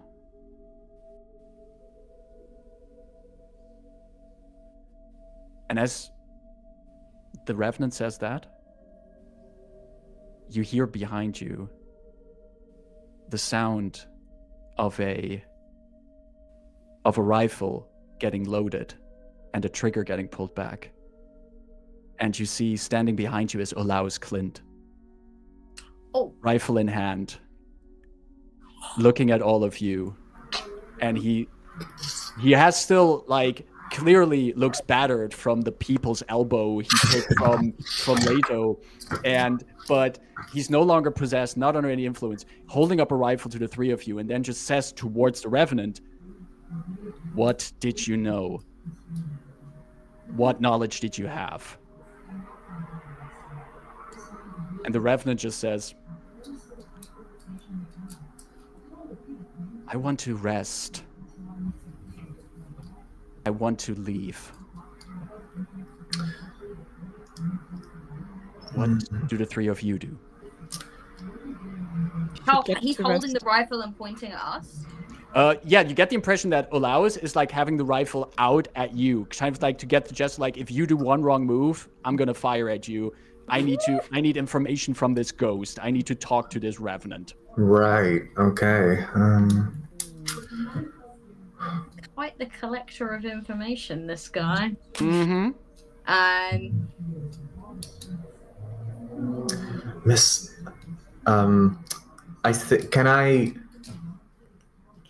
can I stealthily hand Anna his notebook so she can kind of like glimpse, maybe like secretly glean some information that can be used? Like, basically, like, really stealthily pass that over while he doesn't see it.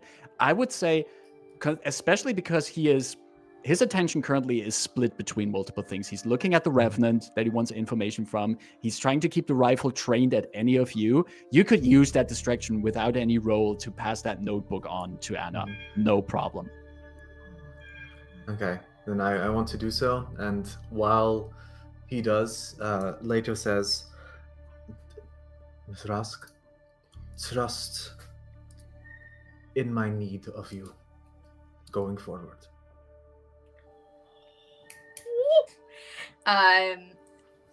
Anna is like, her eyes are darting everywhere. She's trying to figure out the best approach forward. She wants to try to continue to soothe the ghost. She's getting the sense that she doesn't really want this ghost to give the information to this guy. But at the same time, we have a rifle on us. And so she kind of takes this like notebook almost distractedly, but then something about the tone of voice that Leto uses when she takes it kind of piques her attention for a moment, and I think she feels that there's something in this notebook that pertains to something bigger to do with them than just what's going on here. But she will take it, and I want to try to get in a position where I'm like maybe behind Leto and Rasmus, and attempt to, I guess, read through this notebook and just see if there's something that gives me more of an indication of why this guy wants to know this information. I think she wants to discern his motives of why he's so desperate to find out from this. And specifically trying to discern this in such a tense situation. Exactly. Like, what's the desperation? Because he's not just interested. He's like desperate because he's got a gun trained on us, and he's like, they're about to consecrate this guy. I need to know Right. this information. So what Right. is the motive here? Perfect. So Anna is busy trying to do that in this tense situation. Rasmus, you seeing what's going on right here, with Olaus with the rifle coming in, the Revenant hovering in front of you, just saying that he just wants to rest. He wants to be done with this anger. What do you do, Rasmus? What's going on? I stare at the Revenant for a good 1 or 2 seconds, and then I go, you should get to go to rest. We want to help you. What can we do to help you? The Revenant raises an arm and just points at Olaus.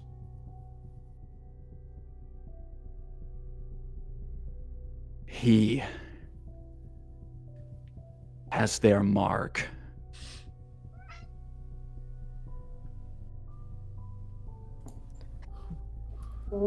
The mark of the society? Let me rest. Take my bones. Let him not get them. And then I think I turn to Olaus and say, do you know what happened to the society? Why it fell apart? Why members of the society started acting against each other? Olaus just barely glances at you and just says, "Not a time for a history lesson, sailor boy," and turns back towards the ghost and asks again, "What do you know about the awakening?" And meanwhile, Anna, you've been frantically flipping through that notebook, like trying to put together what's in there. You have to understand, this is a really stressful situation to try to read in. I don't know if you ever try to read just normal things while you're also trying to do other things. But now you're trying to find information while there's someone holding you at gunpoint and there's a literal ghost in the room as well. You flip through it and you just find there's like some words, some remarks that stick out to you. There is one mention of that Olaus Klint has been delving into the history of the society, and specifically into that of the so-called Rosenbergers. And you don't know, it doesn't immediately ring a bell, the Rosenbergers, but you flip further through the diary, and you see that the Rosenbergers were a splinter faction of the old society, where the society itself was founded to understand, cooperate, and coexist with the Vaesen. At some point, there was a faction within them who decided that that was not an option, that Vaesen had to be removed from a world, for otherwise there would be something known as the awakening that would occur. You flip further through it, trying to find more information about that. You only find vague remarks. You get the idea that Olaus also doesn't have much more than just vague snippets of information, and he's trying to get more information from an actual person who was there at that time, trying to get information from this ghost who might have known what happened that time. And this is his chance. He's been trying to puzzle this together. He's trying to get that info, and he got all of you here to help him do that. Mm-hmm. Mm-hmm. I think that flipping through this and finding it difficult, and I think also landing on pages that have some information on the two of us and being momentarily distracted for just a second, just seeing her old name written down and just having this moment where she's like, oh my goodness, and even just seeing some things about Leto as well. But she takes a breath and she does what she does best, which is survey the bigger picture as a whole, figure out the other stuff later.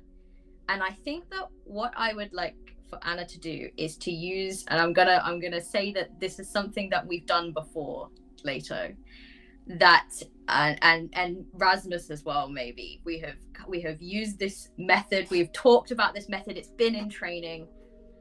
It's a symbol. I use this lamp a lot, and when the lamp goes out, it's the momentary confusion that the darkness creates is enough for you to charge. So basically, the moment that this light goes out, and maybe we have a code word as well, and I know exactly what that's gonna be. So she's gonna like snap this book shut. She's gonna lift the lamp, and she's gonna say, "Master Leto, Master Sigurdsson, trust that when this is all over, we're going to sit down and have a nice cup of tea." And as she says tea, she's going to extinguish the lamp, and that is the signal to like get this guy on the floor, like hold him down, get the gun off him, and then we got a ghost to deal with. Basically. Are all three of you jumping on Olaus to try to get him down in the dark? I definitely am. Yeah, I think that we're all gonna do it. I think that she wants the attention to be on her, so I think that she's hoping that he will try to shoot her if he's gonna shoot in like response to it, and she will dodge out the way basically and let the boys do the holding down. Fantastic. This sounds amazing. I'm gonna play a little fast and loose with the rules, but we're gonna do this because this is cool AF. This is teamwork. All of you, please give me a force check. Every single one of you. Okay. Oh boy. Uh-oh. With any bonus die? No. Each of you is straight force. Straight force. I have a success. That's one success from Anna. Oh no! I just realized how bad you all are at force. Oh no. Yeah! Can I push this roll? Yes, but if you do, you will be broken. Physically broken. I will try to lunge my whole body onto him with his rifle pointed at Anna, and I will try to push the roll. Let's give that a try. Oh no! Oh no! Leto, do you want to push your roll? Yes. It's not gonna do anything though. No, I'm wounded. Oh no, this is not going to work out for us. Just to recap for our watchers, we had 3 people doing force checks, and Anna Rask, the initiator of Operation Let's Have a Cup of Tea, has 1 success.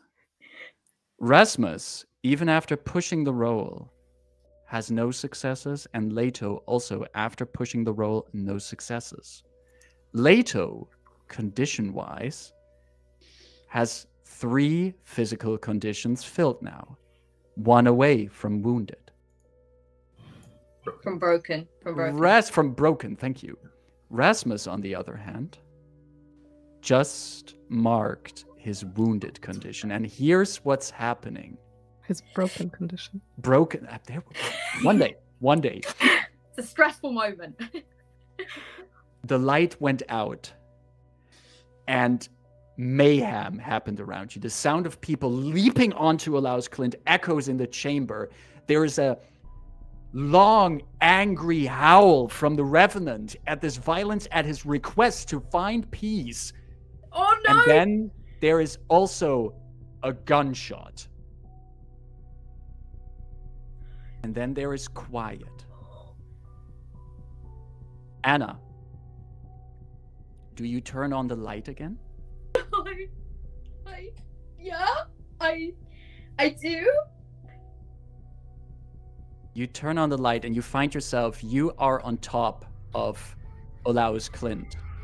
You pulled him down, pushed him down to the ground.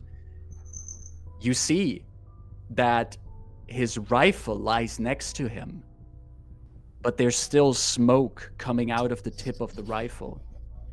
Leto lies somewhere on the other side, having been pushed off by Olaus, and is slowly just getting back his bearings. But Rasmus lies with a bullet wound in his stomach on the ground. Oh no, oh no, oh no, oh no. I think Leto immediately shakes off his daze, runs over to Rasmus, actually says, Rasmus, stay with me. You're going to see the siren again. And I want to start applying like pressure to the wound. Okay, so what we're basically doing here is we're going to treat a critical injury at this point because Rasmus got seriously hit by that rifle, and later what you're doing is treating that injury. Can I chop across my bandages? Sure, like even while you still keep Olaus down, you throw over your bandages.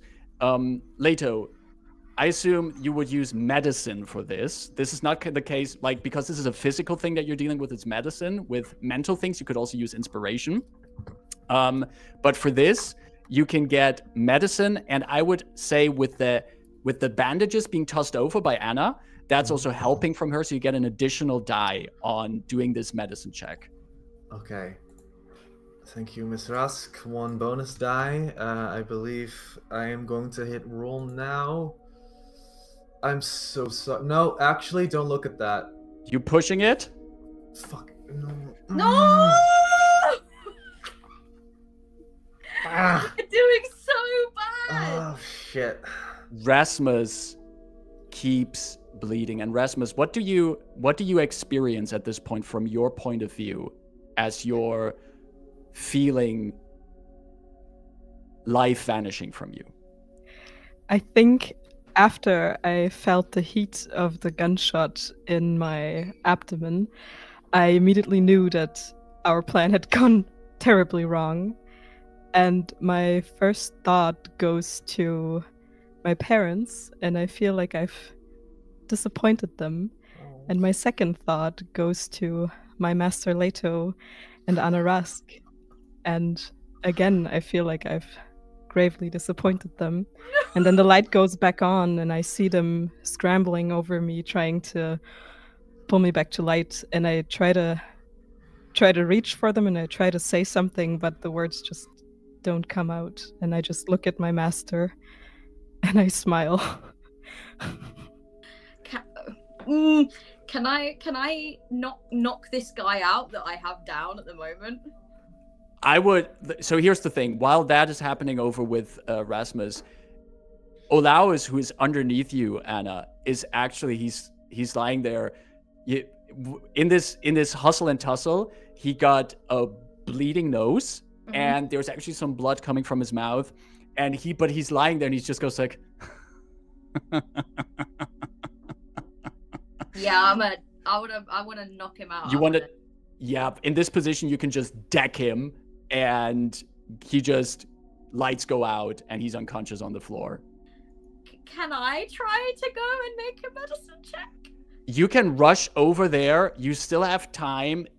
You are losing time, but there is still a chance to try and at least stabilize Rasmus Sigurdsson here, and you can make a medicine check. I'm going to yell at Sophia to help me. I don't know if this gives me any mechanical benefit, but... No, really great point, because Sophia is like she was rattled by all of this happening. She didn't know what was going on. Light goes off, light goes on, and someone is on the ground with a gunshot wound. And the moment that you call her over, she snaps out of it, dashes over, helps you out, take an additional die on that. Oh boy. This is critical. Oh my god, please. I will push what I need to push. Yes! There is a success on there. What does it look like, Anna, as you bandage Rasmus? I think Anna just goes into, I think Anna has a very particular, survival mode. She tries very hard to get into, very calm, keep everything. But the moment that something is very stressful and very tense for her, she works best under pressure, actually, I think. And that moment hits, And her brain just analyzes everything in the room and is just like, knock him out, get the bandages. You can see that Leto is like struggling and scrambling and trying to get everything, and she just gets over there. She just very's like, Sophia, come here now, help me. And then she kind of puts her hand on like Leto's hand and corrects like what he's doing, and begins, and she's looking straight at Rasmus, and she's saying, everything is going to be okay, we're going to get this sorted, and I need you to stay awake, okay? That's all I need you to do. That's your only task. It's an important one, so stay awake. And then she just keeps tending to the wound, and she's bandaging it up tight. She's trying to stop the bleeding for now, and I think she knows that there's a good chance that he's possibly going to fall unconscious, but if she can get it that he's not dying and she can stabilize him, and then her and Leto can sort out the Revenant while he rests is her plan of action, I guess. You are able to stabilize Rasmus, and Rasmus, you feel, however, even though you're stable, you're feeling yourself going unconscious slowly. You still have a bit of a moment to say or do one little thing before you're going unconscious. You're not dead, you're just going unconscious. I think before I completely slip off into unconsciousness, I will grab my Anna's hand with my hand and cover it on my wound, and then I'll press it together really firmly, and then I say to her, I'm really looking forward to that tea. Thank you. She's like holding it tight, and she's like, you're gonna get your tea, and she's like, don't you go on me now, because I need you to help me paint the dining room when we're back. And she's like trying to just give him jobs, like she knows he responds to like wanting to please, so she's like, you've got to do this and you've got to do this, and there's so much more for you to learn. So and yeah, when he kind of goes under and falls asleep, she will look at Leto and she will say, we need to finish this, and then we need to focus on Rasmus's recovery. Agreed, Miss Rask. And I think Leto is sort of like clutching just a part of his body, just like not doing well either. But still, I think the stance of like having entered the hunt has not ended. So despite his stance, despite his injuries, he's just like grabbing a spade. I think you can see maybe like a blood trail or something, but he's like digging up. You know, he's just gets the spade and maybe walks past the Revenant. Maybe he says like, "Excuse me, booty." The Revenant actually, as he sees you pulling out the spade and start digging up, after this whole scene, the Revenant has sat down on the ground, just looking at all of this. And as you start digging, he allows it that you dig up the remains, and you can quickly, like underneath the dirt, you start finding bones. And then the Revenant tells you, it never ends, does it? No, it doesn't. But, and I think Leto kind of looks over at Miss Rask. Miss Rask, I'm currently too much in shock to think of passing like good closing words. Can you please help me while I get these bones in a box? And like he's just done. Miss Rask just adds this to the list of things that she's dealing with right now. I think that she's very focused on Rasmus, but she looks at this Revenant and she says, what happened to you was a crime. We're going to try to fix it. We're going to try to make amends. And we will not let, in your honor, whatever whatever you try to stop, whatever you fought against doing, we will not be doing it either. We will make sure that it doesn't happen. And as you say that, while Leto is busy picking up the remains and getting them ready for transport, you see that the blue fire that was the head of this revenant extinguishes.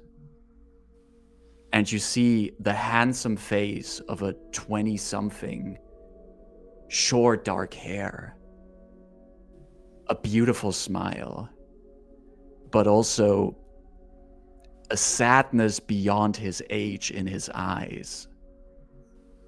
And he looks at all of you with gratitude, slowly gets up from his seated position and does this gesture as if he's dusting off his clothing.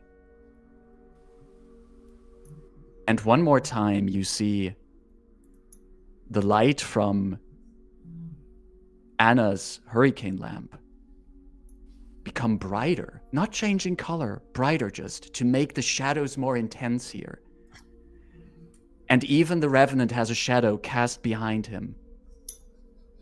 A grand bowing gesture is done by the Revenant, which is also shown in the shadow behind him. And then the light goes lower again. The Revenant vanishes. And you just find yourself in the smallest, most standard root cellar you could imagine. No grand cavern, but also not a grave. A place of rest and vindication. I would assume that eventually you get all the remains transported safely. Mm-hmm. I would assume you take them to the nearby church in Bilby. And you also make sure that Rasmus comes safely out of the cellar, can get some time to recover. Are there any final deeds that each of you do as we wrap up this investigation?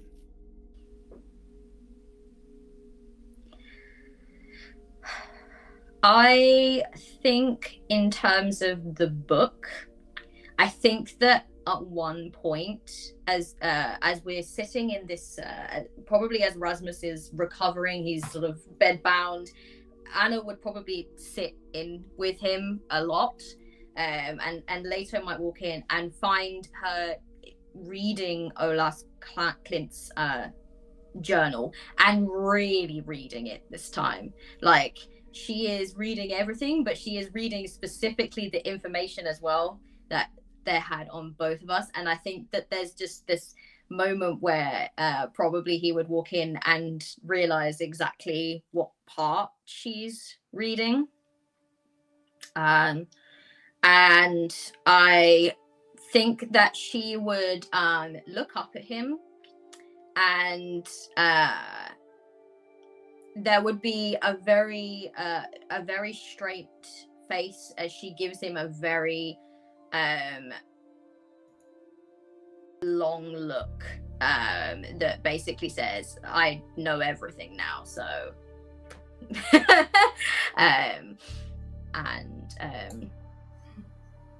yeah, Leto stands there, I think, not even having exited sort of like the frame of the door sill, just already having like walked into her stare essentially, and nodding towards her, and says, I will not beg for mercy. I will not say that I did not do anything wrong. I would want to hear your thoughts first, Miss Rask, before I plead my case.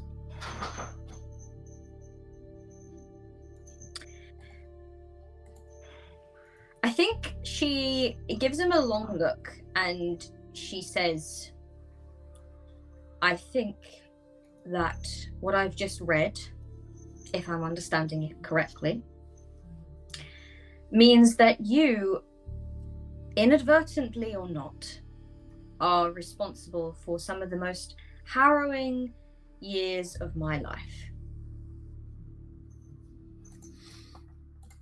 Indeed. I used your former master as bait for a particular rough hunt, and the reason why I did not have to, I don't believe a hunter ever has to. Well, your master chose a wrong prey first, and I did not want to leave you by yourself. I did not want to leave you to take the blame for what I have done.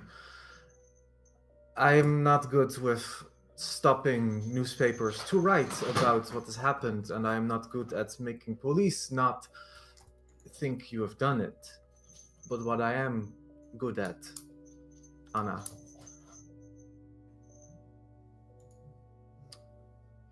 is needing your help.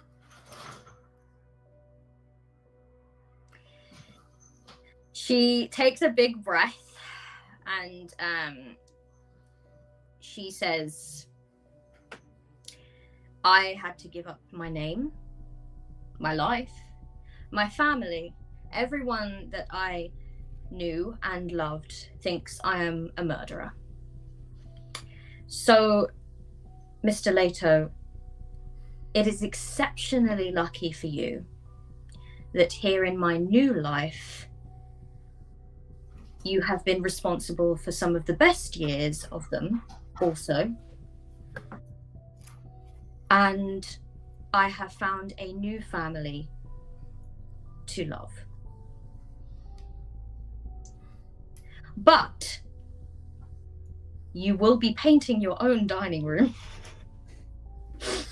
Miss Rask. No. She just like puts her finger up. She's like, you will be painting your own dining room. I will be painting my own dining room. And I will pour tea for you. No, your tea is terrible. However, she kind of just looks at you and she just says, I just wish you'd spoken to me about this before. That's my biggest disappointment. Miss Rask, this entire time I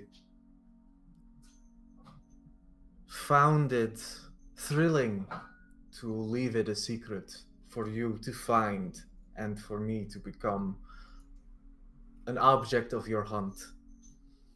But I find that is no longer necessary. We work best together in terms of hunting prey. Then I believe that young Sigurdsson here can be a fine addition to that whole operation. As a trio. And this, and she points at like the information in the book, this is our next mission. We need to figure this out. Very well. Miss Rask. Sorry. Miss later just goes, Miss Rask, I am your rifle. Please aim. Oh! That is still the coolest line I have ever heard in any TTRPG. Yes.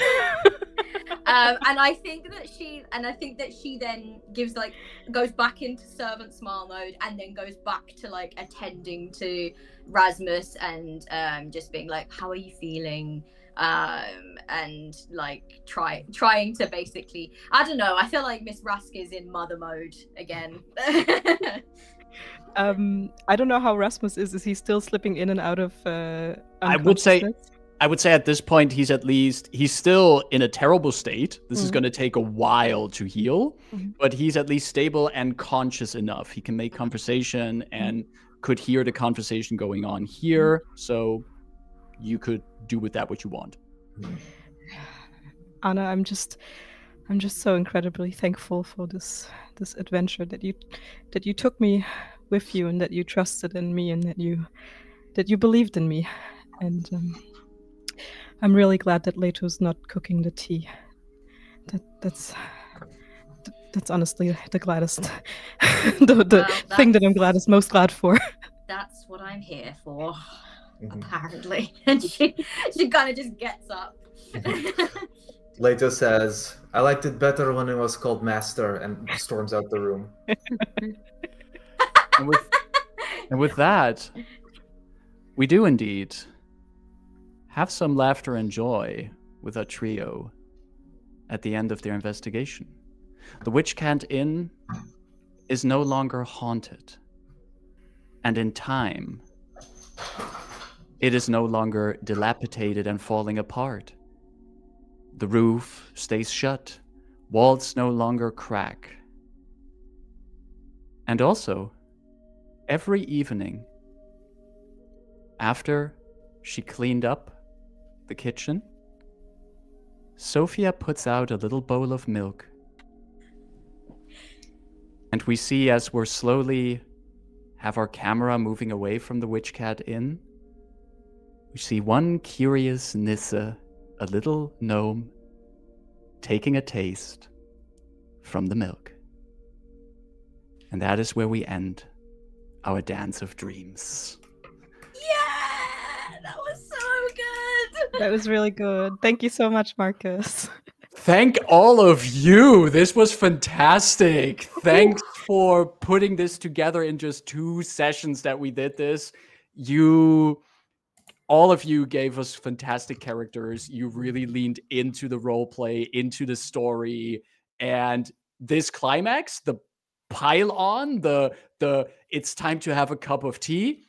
Oh, this was fantastic. Fan-frickin-tastic. Thanks all of you for putting this together. We couldn't do it without an amazing GM like Honestly, yes, you've done so well. Storytelling. Thank That you was amazing. I had so much fun. I agree. Like it was the atmosphere was gripping. Like I'm a very emotive person, so if you've been watching my camera, I've just been going all over the place. I also like we had some good mix also, like, of course this was a creepy spooky story and there were some sad elements as well, but I think all of you also brought a nice dose of humor when necessary, and that was a good blend of it. Really great. I had a lot of fun with this, and I'm so glad you all came in for this. Thanks for the Dance of Dreams. Before we head out, I want to give everyone at the table one more round to briefly tell us who they are and where we can find them. And let's start with Anna Rask herself. Kat, me? Tell us a little about yourself. Yes, Kat, start with you. Hello, everyone. I'm Kat. I am also known as Law Mistress 93 on socials, or the Law Mistress here on Twitch and on YouTube. I am a writer and editor. I also stream apparently, and yeah, I've been in this. My next big project that's coming up that I'm hoping everyone is very excited for is I am going to be playing on my own channel. I'm going to have my first ever guest GM, which is going to be the amazing JC Darcy, and we are going to be playing Tales from the Loop, which is just a phenomenal game, phenomenal system, also free league.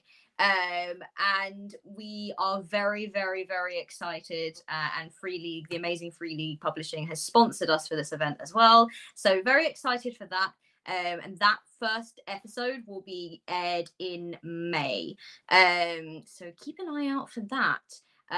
Other than that, I'm currently working on a game called Argonaut with Hatchling Games, and that's going to be Greek mythology in space is basically the pitch for that. So if that sounds like your jam, then keep an eye out for updates on that too. And I will move on over to the next person, whoever that is. That will be Leto Bockfeld himself, Ruben. Hi, Ruben here. I played Leto Bockfeld in this wonderful campaign. You can find me on Twitter and on Bluesky, Urban Trend Den. Other than that, you can see me play in other campaigns on Phantom Arts Entertainment. That is twitch.tv, the Neon Caster. We're currently doing a mix of Blades in the Dark and The Spire to do like a lo-fi supernatural horror mystery, kind of in the same vein as this, but with a lot more radio and jazz. Sounds amazing. And then we also have Rasmus Sigurdsson, played by Cash.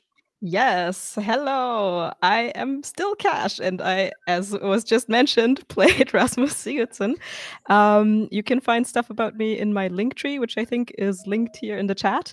And I do a bunch of actual play, mostly in German, but now also in English here on Hoard of Tales. So keep on the lookout for that. Fantastic. And I myself, I am Marcus. I have been your GM and host for this two-parter. I am organization member and GM at Hoard of Tales, lover of telling stories, of creating drama, cliffhangers, and also funny moments. And I hope to see you soon also in other games. You can check out my socials. You can find me on Twitter for my TTRPG opinions and cute pictures of cats. So join me over there. If you enjoyed this as well, thank you very much for joining us here for viewing live, viewing the VOD in the future. If you enjoyed this, consider also giving us here on Twitch a follow or a subscription. If you happen to have a Prime subscription lying around, we would be gladly taking that. You can also find us on all socials. We are Hoard of Tales on Instagram, Twitter, and Blue Sky, or Blue Ski, as I recently found out. And you also find all of our VODs over on our YouTube at youtube.com/Hoard of Tales, where you also find the first part. And if you're from the future and you're already watching this as a VOD on YouTube, thank you very much for watching it on YouTube. That will be all for now. Once again, thanks everyone for coming along. Stay safe. Keep warm. Stay away from ghosts and put that bowl of milk out for the nose. Take care, everyone, and see you soon. Bye. Bye-bye.